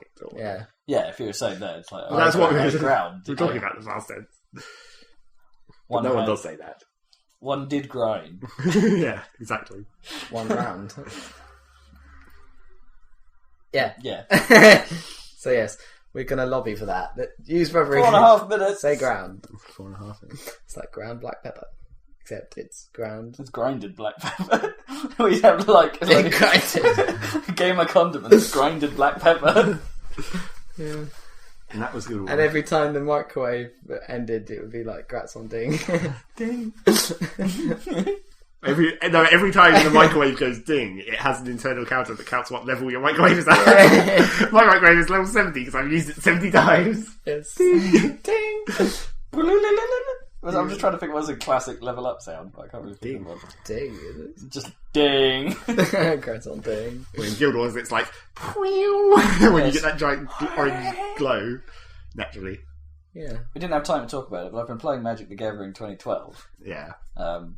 As in the computer game. The computer game, yeah. Jewels of the Bladeswalkers. 2012. Yeah. Blah. Is it Magic the Gathering? Well, we've been doing it wrong. Yeah, I can't. As we discovered when we tried to look up the rules for when we had that one time where we were like, "What's that actually mean?" And then we went and looked up and it was like, "Oh Jesus!" Yeah. Well, we've been playing Magic. There's a few little things that you can't do in the game that seems to suggest that you shouldn't be able to do that.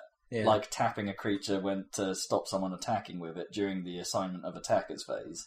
Yeah, they changed that all recently. Or presumably tapping stuff to counter stuff at the point in time where someone does the tap. Presumably none of that's allowed anymore. Well, it used to be allowed because all the combat stuff went on the stack. So as long as your tap command went onto the stack, then it would come off first. So it would take into account, and then the next thing would fizzle. Yeah. But they've changed that, so combat damage doesn't use the stack at all anymore.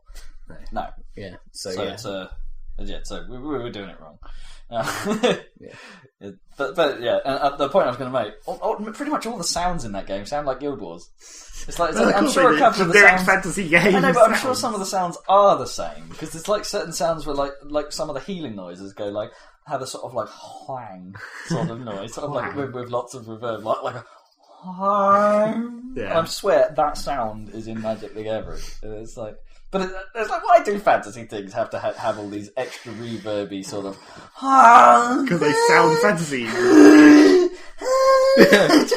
It sounds like some sort of mystical creature dying slowly. It's like mystical is exactly the but you can't tell them apart. I'd quite like it for like if fire just happens for it to go fire. So basically, you just want your Guild Wars 2 guy to be running around shouting shit. Okay, maybe not, but just make them more like instant rather than sort of like. If I heal someone, I'd quite like it to just be like ding. Maybe not a dude shouting ding, but like a sort of a like very quick sort of sharp sound effects to try and not make the battlefield sound like like a Wookiee party. I don't know. I don't like the sound design in Guild Wars, and I don't like the sound design in Magic because it's the same floaty fucking shit sound. It's lazy, if you ask me. And admittedly, there must be a challenge to coming out of all those floaty sounds and somehow make them fucking different. But it's like, of course, you know already what Tor's going to sound like Star Wars. Like the healing sound like in Star Wars, man. Yeah, it's a good question. Well, I bet it sounds like. It could sound like a Bacta tank. Like that would be a bit specific. Right. Well, we're coming towards the end. 45 seconds of this. Mostly podcast. Battlefield. Yeah, mostly Battlefield podcast. Yes. And we'll talk about that more in like another couple of weeks when it comes out. Yeah, but next week or next time. And the introduction of Salad Log. Salad Log. Track your progress. Yeah, we'll have some other things to talk about next time, I imagine. There'll be some games. Yeah, there'll be some games. We'll have played them. So yes. Join us again for that. Perhaps just a 2-hour advertisement for Byron Burgers being amazing. Tasty. Yeah. I'm glad you weren't disappointed by that. Fucking amazing. 10 seconds. Right. Bye, guys. Catch you again for another Saladcast. I really need to pee. Bye. So right. Rush for the toilet. Bye.